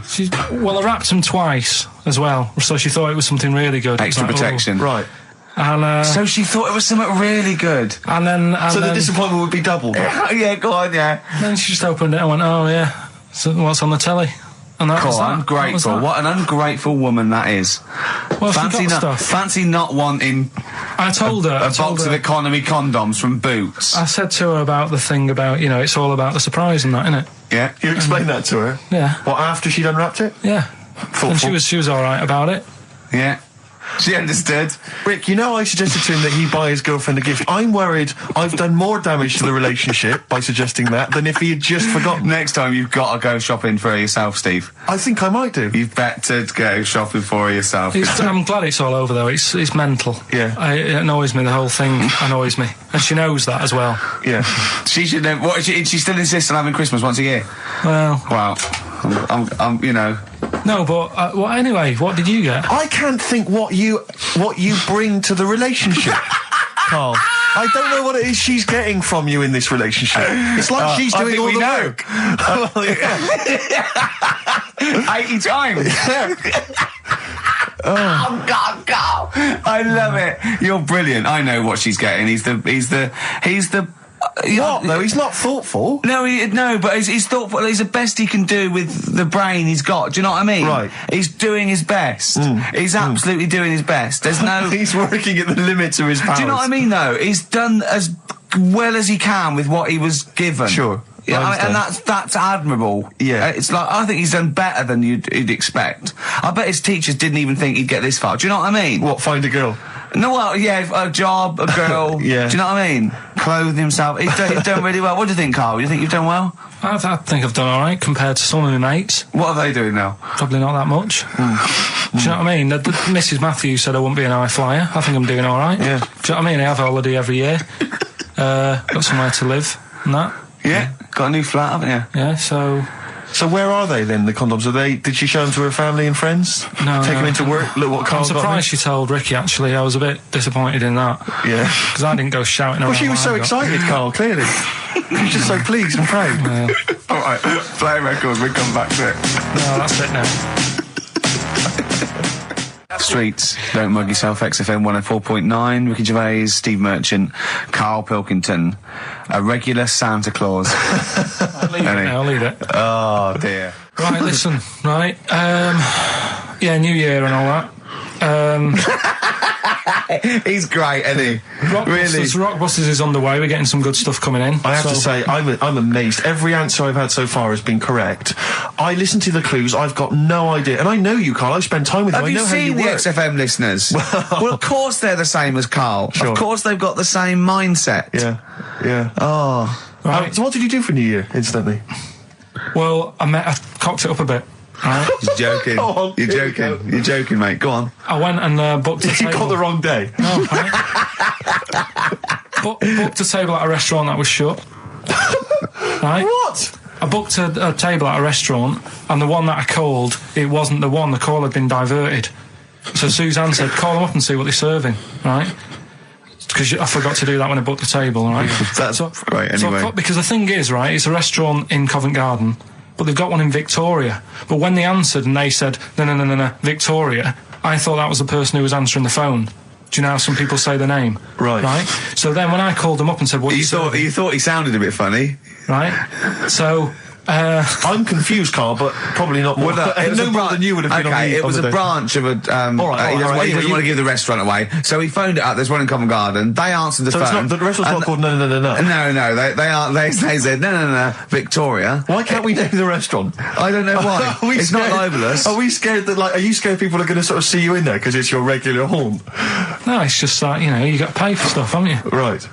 I mean, okay, anyway, so you've got... I mentioned it before New Year, but it's not... So did you go all the way to the restaurant to find out that it was closed? No. What happened is I called... Was that the name of the restaurant again? Right, the restaurant's called Christopher's.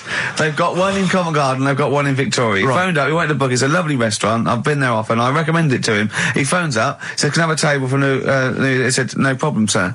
Right? And then Suzanne said, you better call up, see if they've got any haddock on the menu. And he went, hello, and they went, hello, Christopher's. Victoria went, Victoria? They went, yeah. He went, oh, no. That's it, innit? So then I just said, no, forget it. I'm not going all the way over there. Right. So I cancelled it, right? So then I called up Suzanne and said, look, I've made an error. The place we were going to is shut. Was she surprised again, or? So we're not going. So she said, try some other places, and I did. They were all booked up, right? I was fed up anyway. I hate New Year. It's always like this, isn't it? So I said, look... You know the common factor in all these stories? You hate Christmas, you hate birthdays, you hate New Year. It is you. Right. Yeah. So... I said, I'll sort something out. Yeah. So I went to Tesco. Leave it with me. Went to Tesco's, boots were shut. Got a lovely plate of condoms. Did you just stay in and play with her Christmas gift? Blowing them up. I've done some balloons. Well, it was. I think we did stay in. And I watched that thing that, 100 Greatest Moments, which was annoying me. Did you see, there was a nudist on it? You know how I feel about them. Yeah. Right? Did you see him? Man with two knobs. There was a man with two knobs on it, and a nudist who just wanders about the house. But it said, and when he visits people, I was thinking, who lets him visit? I go, exactly, yeah. But But you must go there with trousers on and go, hello, lovely to see you. Can I just pop all these off? Well, not really, no. And I tell you what annoyed me the most, they had a white sofa. If you were a nudist, you'd get a darker one. Right? So anyway, right, so we ended up watching that. That annoyed me. And then I was tired by about 11 and I said, oh, let's go to bed. And she said, you can't. And that annoys me, the fact that because it's New Year, you got to stay up. And it's like, well, why? Can't we just... They should bring it forward, so in case you want to quarter to 10. Well, you stay up and it's like my eyes were dead heavy and I was like, oh, I want to go to sleep. So just stay up and then it's midnight and you go Happy New Year, then you go to bed. Yeah. Well, not everyone, Carl. Some people have a little party. So it's over with anyway. Yeah. Sorry, are you 86 years old?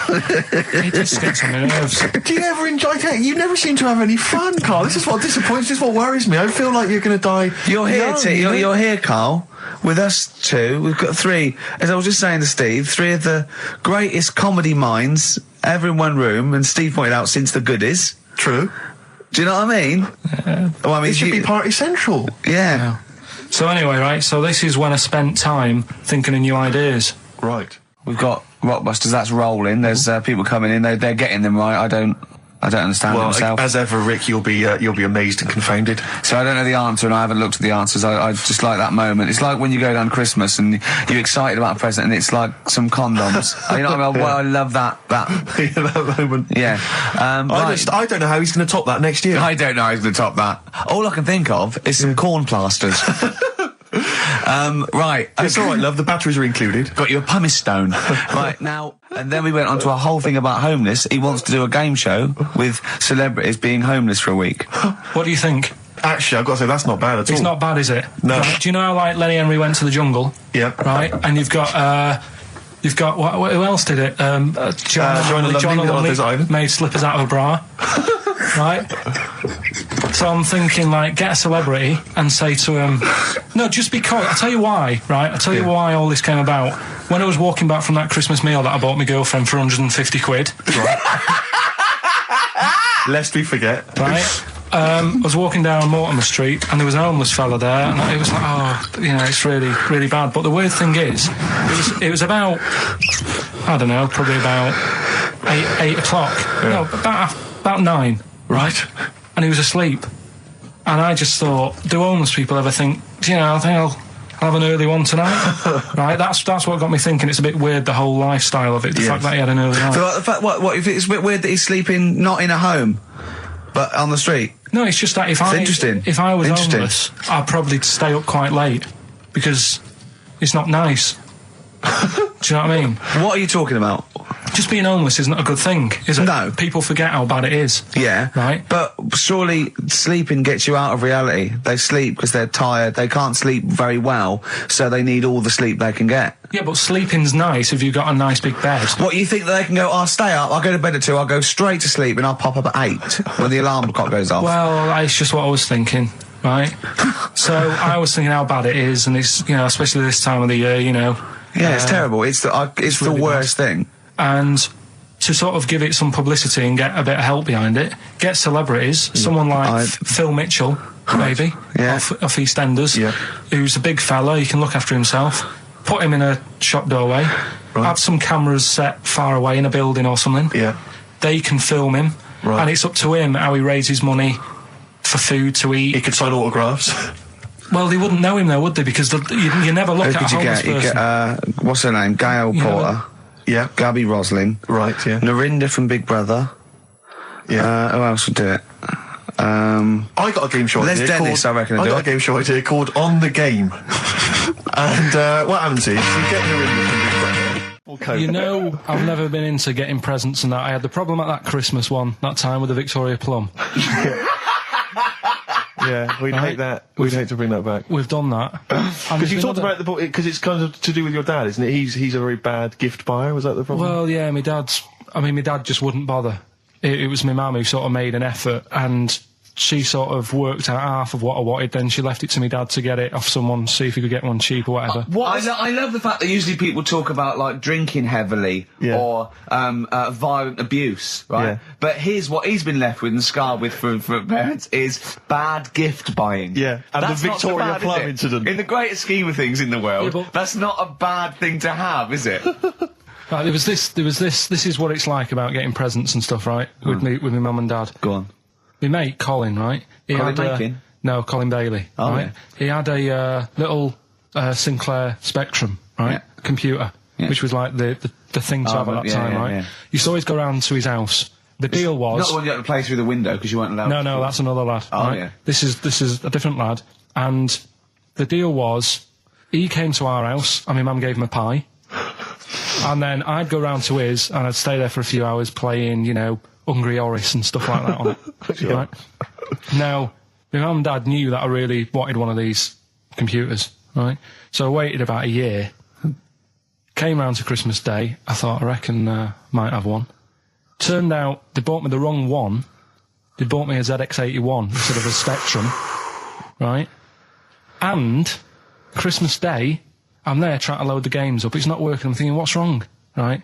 And the thing with me when I was a kid, I used to get quite sort of agitated. This is the moment. Right? I found out that it needed a RAM pack to make it work, right?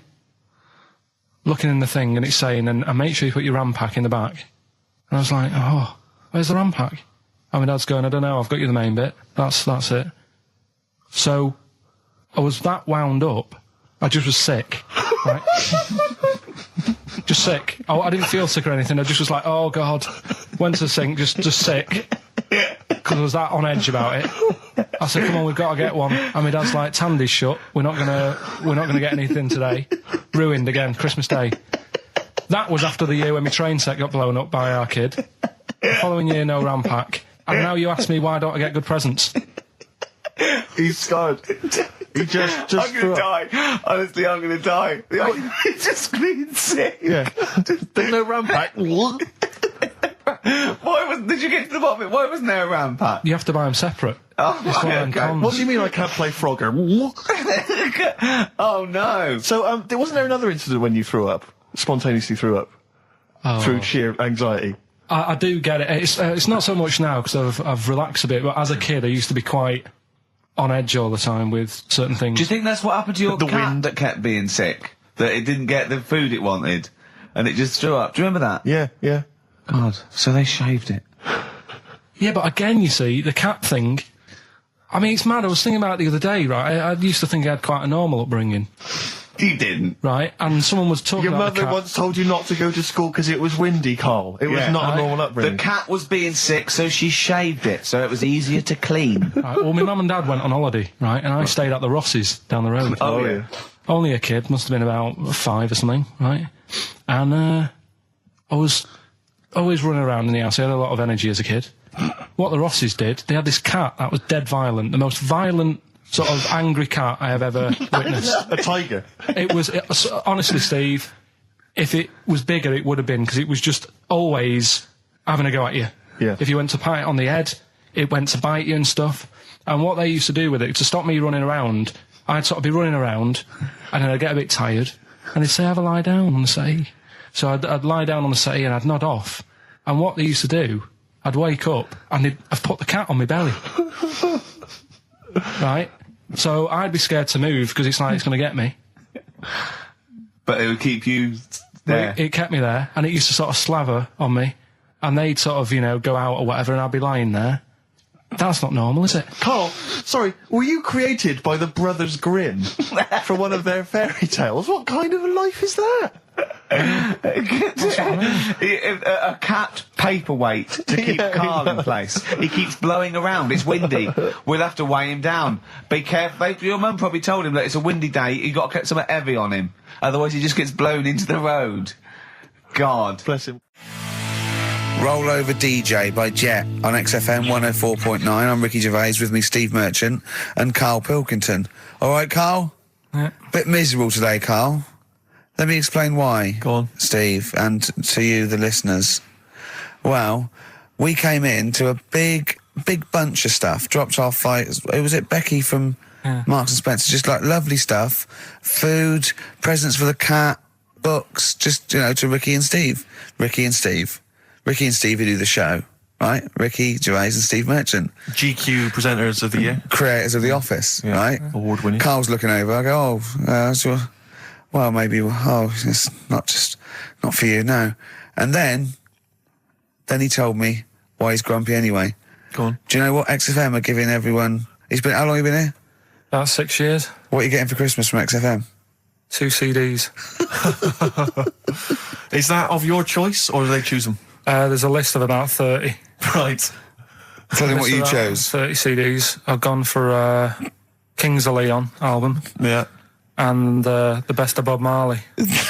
Haven't we given them away in the past or something? Or you could have burnt them off, couldn't you? You could have done copies. Illegal, but you could have done that anytime you wanted. I don't think Bob Marley minds if you bootleg his CDs.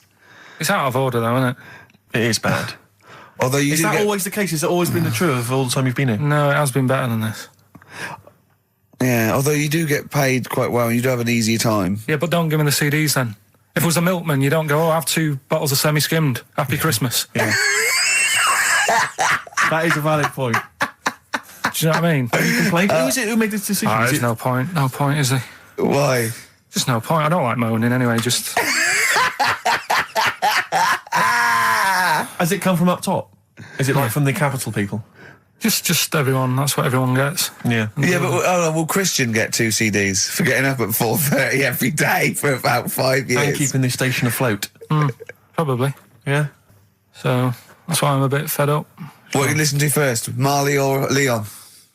Well, you have a bit of Marley. I'll tell you what Marley's good for as well. You're going to have a little beach holiday, aren't you, over Christmas, going to Lanzarote? Listening to that on the beach, you'll realise how wise XFM are in the long run. You go, well, look, they could have given me 400 quid, right? Well, I'd have spent that. But this is, the legend lives the gift on. that keeps on giving. So you're probably, you know what I mean?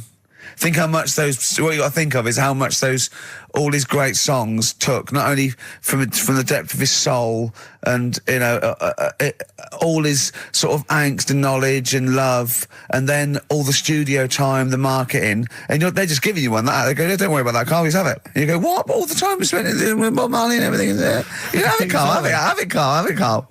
And Practice. Have that. Thanks, well done. Carry on. We're still going to pay you for the work. Yeah. That's just something on top. Here's a little piece of Bob, free. Yeah, so don't moan, it's extra. So, I didn't have to give you it at all. Play a record, you ungrateful little swine. Some people, like the homeless, aren't getting anything this Christmas. This is my Except to favourite chill. Elvis Costello track of all time. It's Alison. This wasn't on the list. Right. Elvis Costello, Alison on XFM 104.9. So, that's it. Well, maybe, I'll tell you what, a good idea, Carl, just beg. Just ask for other things. What do you want? What do you want for Christmas? You must have a big fan base out there willing to make you things. Maybe like a little, I don't know, gloves, pair of gloves. A little woolly hat. If you want to send a necklace in for Suzanne, that'd be handy. Oh, yeah. That's what she wants. Is Suzanne listening today? No, she's out. Right, okay, this is the dilemma. Me and Steve, yesterday, were trying to convince Carl that it would be a good idea to buy Suzanne a Christmas present. Okay? Now, why aren't you going to buy her a Christmas present? Explain, Carl, why you don't think you should buy her a Christmas present. No, well, I've told her I'll get her one, but in the new year. We're going away on holiday and that, so there's no point taking stuff away. Yeah. Going to Lanzarote next week. Just get her something in the sales after Christmas for the, Yeah. Right. And me and Steve were trying to explain to Carl that she would love it if you bought her something on Christmas Day. Yeah, but she knows now. But Knows what? I've told her. So No, well, I'm going to tell you. Do you know, right, this, dear listener, this was Carl's worry. I said, I bet she's got you something. And Carl was worried in case he got her something and she hadn't got him something. Yeah, he'd be livid. He didn't want to be down. He didn't want to be a present down. Yeah. Look at his face. So buy her a nice necklace. Don't spend, just spend 100 quid, just a little token. We're going away. I'm taking her away on holiday. No, you're not taking her away, are you? What, you're paying for it, are you? Yeah. Are you really? Well, half and half and that. Right. So you're paying for you to go on holiday? That's good of you. So the gift is your company, really? She's done all right. She's done all right. Why do you talk like you're 60 years old? And you've been working down the mines? I don't know, she's done all right. Do you go over to her and say, Suzanne, you're bloody lucky? I mean... You've fallen on your feet. To Look be who fair, you've Rick, got. What? I'm not sure she has done all right. I don't want to be critical, but... Oh, dear. So what are you going to get in the sales? What are you going to get her? It depends. I'm thinking... I mean, I'll give her the choice. You can have Kingsley and old Bob Marley. Right, I'll let her decide there. Oh, dear. I can't wait to see you. Where are you going, Lanzarote? Yeah. Where's that? Don't know. Suzanne sorted it out. I said, Lanzarote, I said, is that Africa or is it Spain or Portugal? Just thought you don't know. I went, what do you mean, don't know? I goes, well, what's the currency? I went, don't know. I said, Suzanne booked this one, did she? Yeah. I thought, where is it? Is Lanzarote African or? Foreign. Somewhere foreign. I was looking last night and doesn't look that good. There was like one of the highlights of the things it says you've got to do is go and have, apparently they've got restaurants in caves and that's like one of the things they say you must do. So if that's a highlight, do you know what I mean? Right. So I'll do that. Go and see what that's like. Yeah. When you're on the beach, Carl, do you wear the very, very tight Speedos? No. Do you walk What's around you with wear? them? Sort of longish shorts, Yeah. T-shirt on, probably with a sort of a light shirt on top of that. Right, sure. So quite wrapped up then. Covered up. Do you wear a hat? Because obviously the bald head, there's risk of sunburn. No, I just put a bit of lotion on it. Lotion on there. Yeah. Just have a bit of a wander down the beach, have a look. Yeah. See if there's any old blokes with their tackle out and a backpack. I'll have to look forward to. So Yeah. there you go.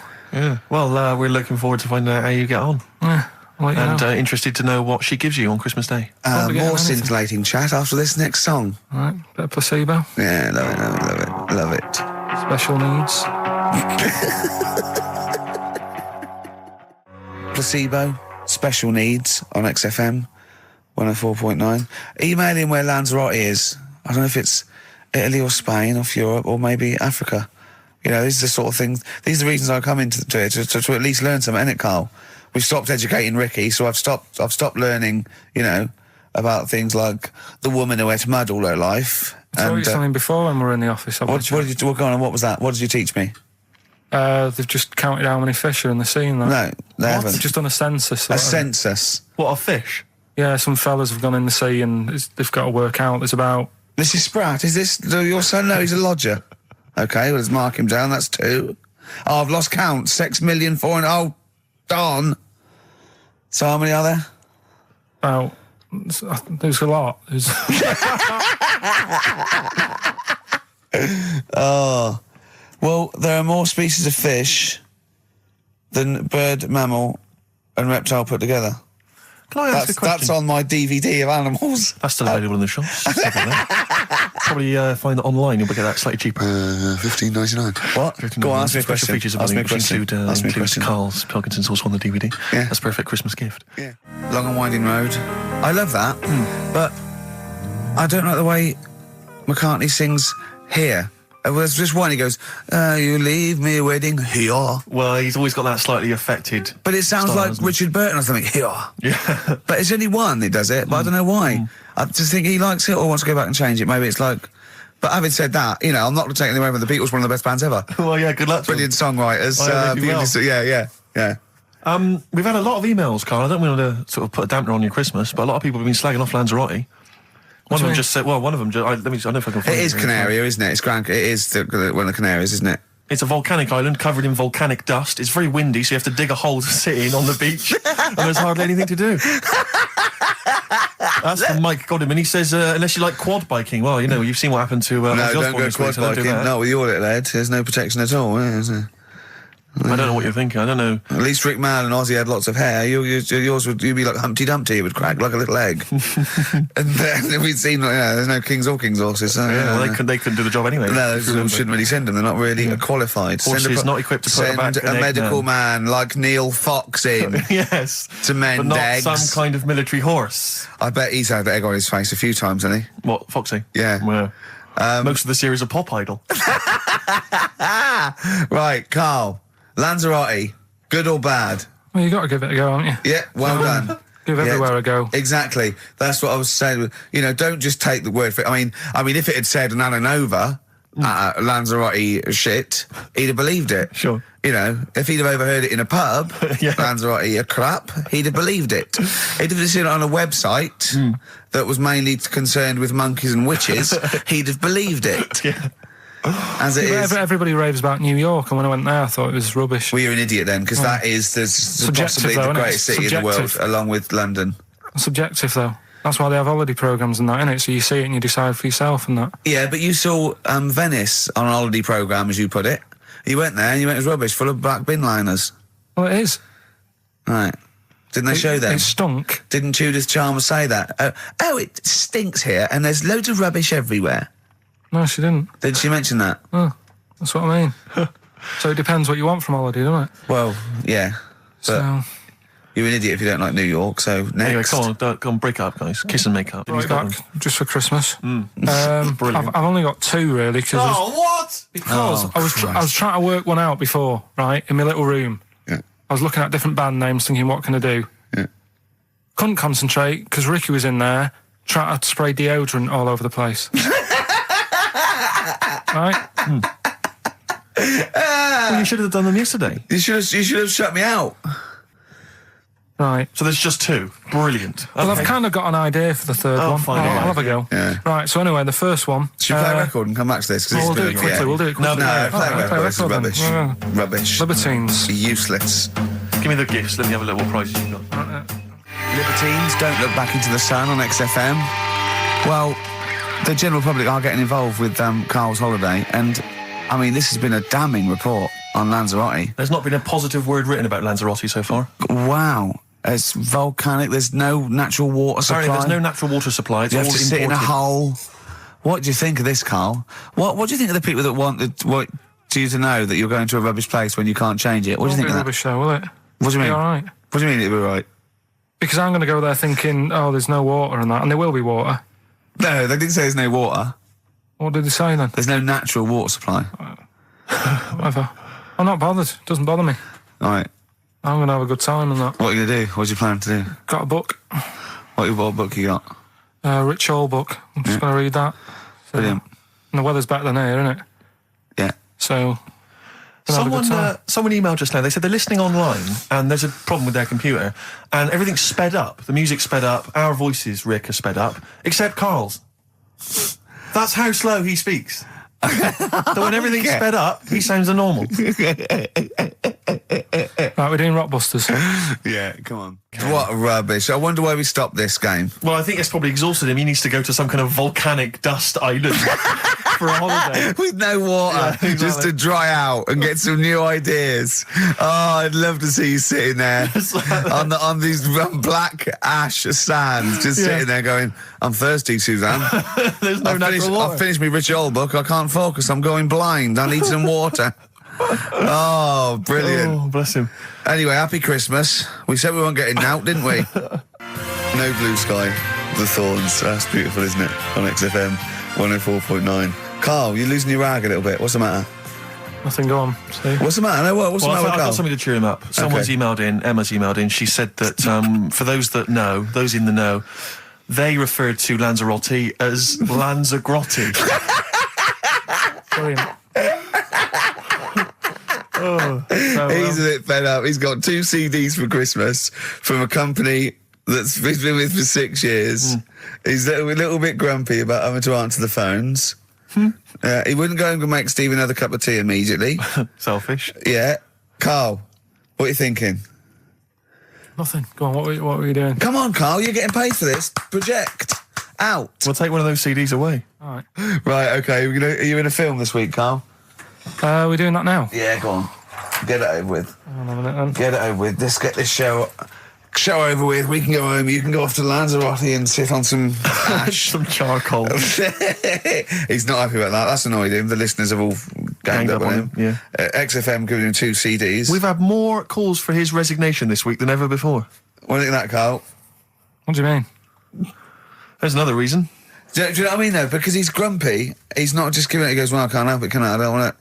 You're being paid well to do a job. People have tuned in to be entertained, to have good songs. Me and Steve are working I'm pressing here. the buttons. I'm paid to press the buttons. That's what I'm doing. Has every CD started on time? Then Yeah. why would they give you Monday off if you just paid to press the buttons? Don't get every other Monday off, do I? So have you stopped doing that now, have you? Well, yeah. Why? Because there's work to do in that. I'm not moaning about it. Let's get on with it.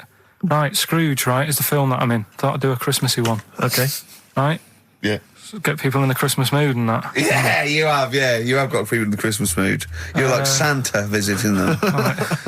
So It's you in the film Scrooge. Yeah, Which yes. version of Scrooge? the old one. Is it? If it's just you moaning with bells, I'll be annoyed. Right, go That on is then. essentially Scrooge. yeah. Right, Scrooge, listen to this, and then there's some question at the end, All right. and you can win some stuff and that. Yeah. All right. Yeah.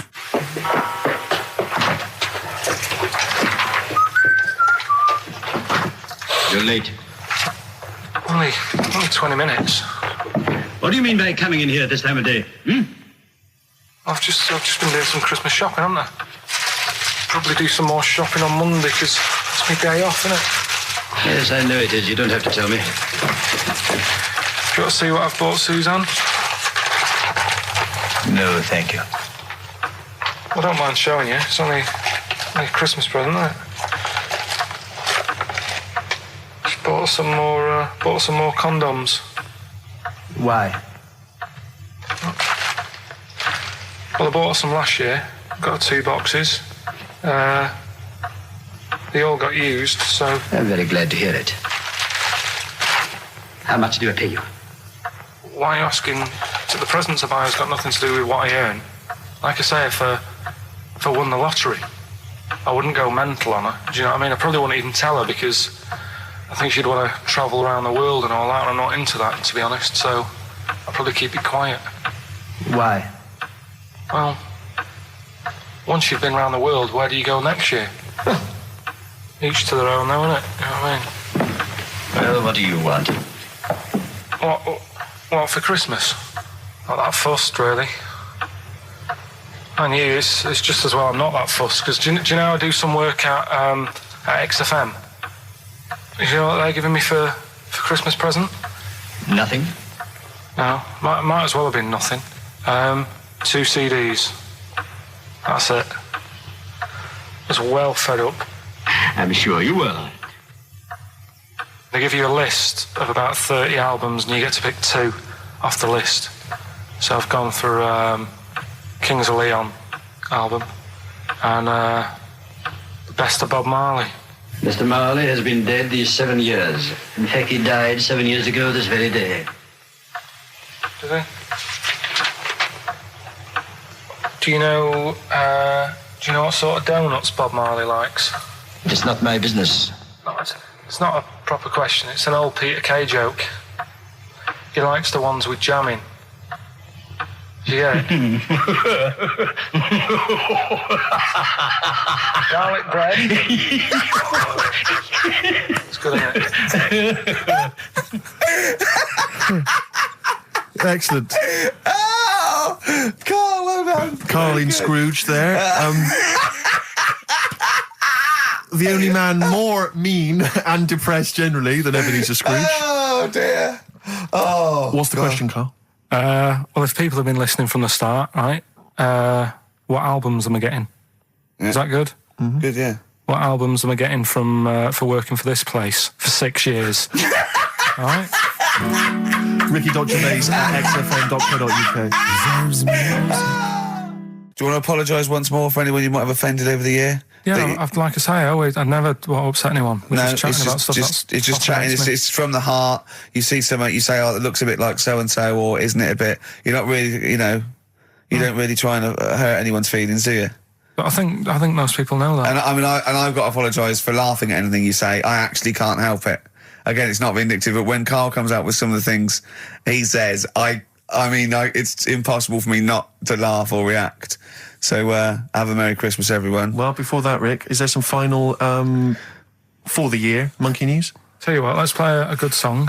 Okay. Right, we'll have a bit of Monkey News, and then that's it. A bit of Amy Mann, then. Perfect. Brilliant, this one. I bought in Metal Christmas, is that all right? That's my only request from this show, that we do play Paul Di'Anno's version of Santa Claus is Coming to Town. The rest of it's over to you. Yeah, we're going to play some Christmas tunes, we're going to play some, our favourite hits of the year, but mainly this is the rock programme. This is the rock programme. What worries me, Rick, is there's a lot of people who listen to our show and they're not regular XFM listeners. They just kind of crawl they're out not of their regular people. stupid on a Saturday afternoon, put the show on. So they might not be familiar with the Ian Canfield is a young man. He's been in he's about 14. He's been in radio. It's weird, he's 14, but he's been in radio for 15 and a half years. He was weaned on the milk of Avant. Yeah. Right? And he's going to be the new rock god, aren't you? Well, I'm trying. Yeah. No DJ Canfield. Just go, yeah. Right? And over the 2 hours, I want to work out the 4 pillars of rock, right? I want 4 names, 4 pillars of rock, right? Huge rock pillars. And then I want the king who stands astride them like the archangel of metal. So we'll be asking Ian, every few minutes we'll be asking, right, who's your first pillar of rock? And then, keeping the one that stands astride them. Okay? And how many do we need? Well, we need 5 names then, don't we? The 4 pillars of rock and who stands astride them. Right, okay. Like the Overlord with these Axe Attack albums. Yeah. Yeah. This is Oasis. Christmas. I just wonder if there's one more contender. I don't know who this was, Ian, that phoned in with it, but possibly it's topical. Deathly Hem. Yeah. Deathly Hem. It's brilliant. Oh, it's Deathly Hem. Please welcome to the stage, Deathly Hem. It's Deathly Hem. Who's that? We've got to give it to I don't know who that was. Oh, well, if you came up with Deathly Hem, email again, Deathly Hem. It's the greatest name for the greatest rock band of all time. Will you please welcome to the stage, Deathly Hem. It's Golden Tonsils. Isn't it?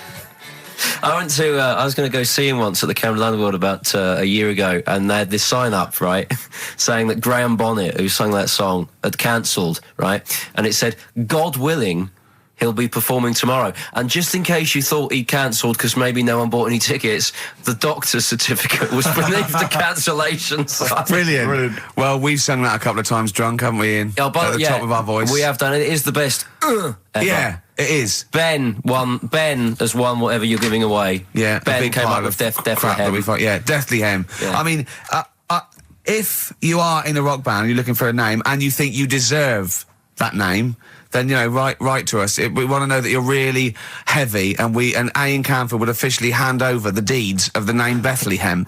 Deathly Hem. Deathly Hem, yeah. Deathly Hem. They only play at Christmas. You only play like big venues at Christmas, and it's all things about like fighting, like good versus evil, and God versus the devil.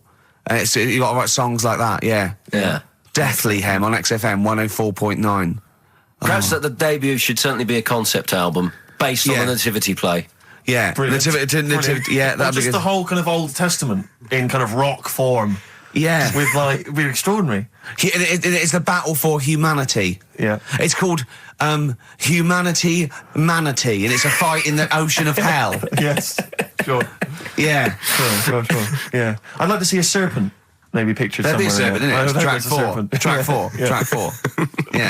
Yeah. I think we should give massive props and suitable regards to Ian Canfield. He's come in, he's pressed the buttons. He stood in for an idiot brilliantly. He has stood in for the retarded. It's a shame that you've not displayed some of the usual incompetence that we've come to love and expect from Karl. It's a shame. Okay, you are the greatest DJ in the world, though. The way you sort of like drop press these buttons. But you know. Every time I've pressed a button off air, Ricky's been going, "Oh, what great DJ!" It's great. Because he ends it. It's just brilliant. I mean, we're lucky if we can talk with the mic on. That's the title, not talk over a record. We did some great links during the ads. Yeah, and of course, Jonathan Ross masturbating live. On air. Just looking back at some of the highlights of this You don't get that on Capital Gold, do you? Like Tony Blackburn getting a call from Fluff Freeman going, all right, mate, I'm knocking one out. Yeah. Well, have a lovely Christmas. Have a bloody great Christmas. Have a bloody great Christmas. It's the best of next week. Yep. The best of the last few weeks with some tat, Carl's put together. We're back in January. We're playing some of our favourite songs of the year. I'm looking forward to seeing Pilker's tan and pictures from his holiday. Covered in ash from the beach. Yeah. And we're back on the 3rd I believe. But Ian, do you want to introduce one? This is Ian's choice for the day. Yeah. We'll see you next week in spirit, and then we're back on the 3rd with Pilkers. Over to you, Kampf. Yeah, enough of Jonah Louis. This is Paul Di'Anno, ex of Iron Maiden, doing Santa Claus is Coming to Town. Snow Patrol and Run on XFM 104.9. Yeah, not bad at all, not bad at all. So everyone had a good Christmas though, yeah? Really? Carl, even though it was like a little bit Lanzagrotte, it was a nice Christmas. Yeah. What was the book you read, by the way? Someone just emailed in and wanted to know. What was the book you read? It was The Governor. The Governor? Yeah. Right, okay. Did you buy Suzanne a gift in the end? Which you surprised her with on Christmas Day? Yeah, after that show that we did before Christmas. Yeah. I was walking home thinking, might as well treat her then. Yeah. Went and got her a necklace. Nice. Actually, she said she wanted a necklace, but I didn't know which one, but went and got one. Yeah. And she was happy with that. Yeah. That shut her up. yeah. But, yeah. And did she get you a gift back? She did get me something, yeah. See, we knew she would. Of course she would. Yeah, but the thing is, right, she got me a little Game Boy Advance to take on holiday because she knows I get bored. Lovely. Right? So that was good, but I was like, hang on a minute. I know how much I spent. Oh, and I know how much these are, right? But I was clever, though. When I got to the airport, I bought to get me an extra, bought me an extra game for it. Yeah. Got the value. Of course. When you were growing up, did you wait to ask your mum for sweets right at the counter so the woman would embarrass her into getting you it? What, you mean just slip it in the basket? Well, no, just wait till there's some, a stranger watching before you ask for sweets. Mum, can I have a Kinder Egg? Did you sit in front of Suzanne when it got to the... Suzanne, can you get me something else? Because remember I spent more on that necklace than you did, like Game Boy Advance. And the woman in Dixon's goes, oh, you better get him something else. And she goes, oh, bloody hell, all right then. Nah. She did well, though. You know what I mean? She's done well to keep you, hasn't she? Done well. Because you're such a find. You're quite a catch. Yeah, she must wake up every morning and go, ooh, I am the luckiest girl in the world. Well, she told you that the other night. What? She said the other night how good it is living with me. Oh, yeah. I said to Suzanne, it must be great, because I only see him 2 hours a week and I like to squeeze his little head. You can do that all day, every day. Does she ever squeeze your head? No. No? No. It's like that thing, though, isn't it? It's like when you work in a chocolate factory. You get sick of it, don't you? If it's there all the time. Yeah, she must think, well, I could squeeze that head any time I wanted. It's not worth it. I just, yeah. I didn't get my mum and dad anything this time. No, because I'm always treating them anyway. Whenever if they need a few quid, if I can help them. Well, you are the gift that keeps on giving, Carl. No, but don't just go giving anything just for the sake of it. You know what I mean? Wait for the time that's right, sort of thing. Just because it's Christmas. Because... yeah, I mean, there's no better time, is there, really? No, I just was going to say my mum and dad didn't get me anything, but they did. What did they get? But, just some money. But, I'll get them something when the time's right. Do you know what I mean? They always need bits and pieces through the year, so... Yeah. I'll look after them. Sure. Carl's theme tune there by Placebo.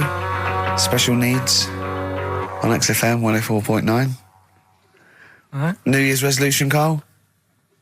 I don't know. I don't do it. Really. It's more like something like, I don't know, start smoking. Do you know? There must be something.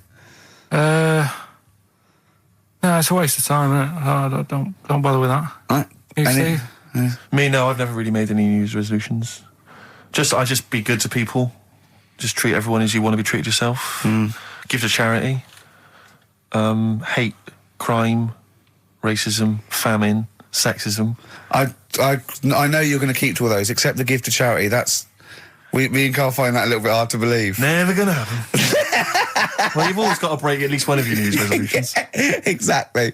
Yeah, well, I think I'll be nice to Carl.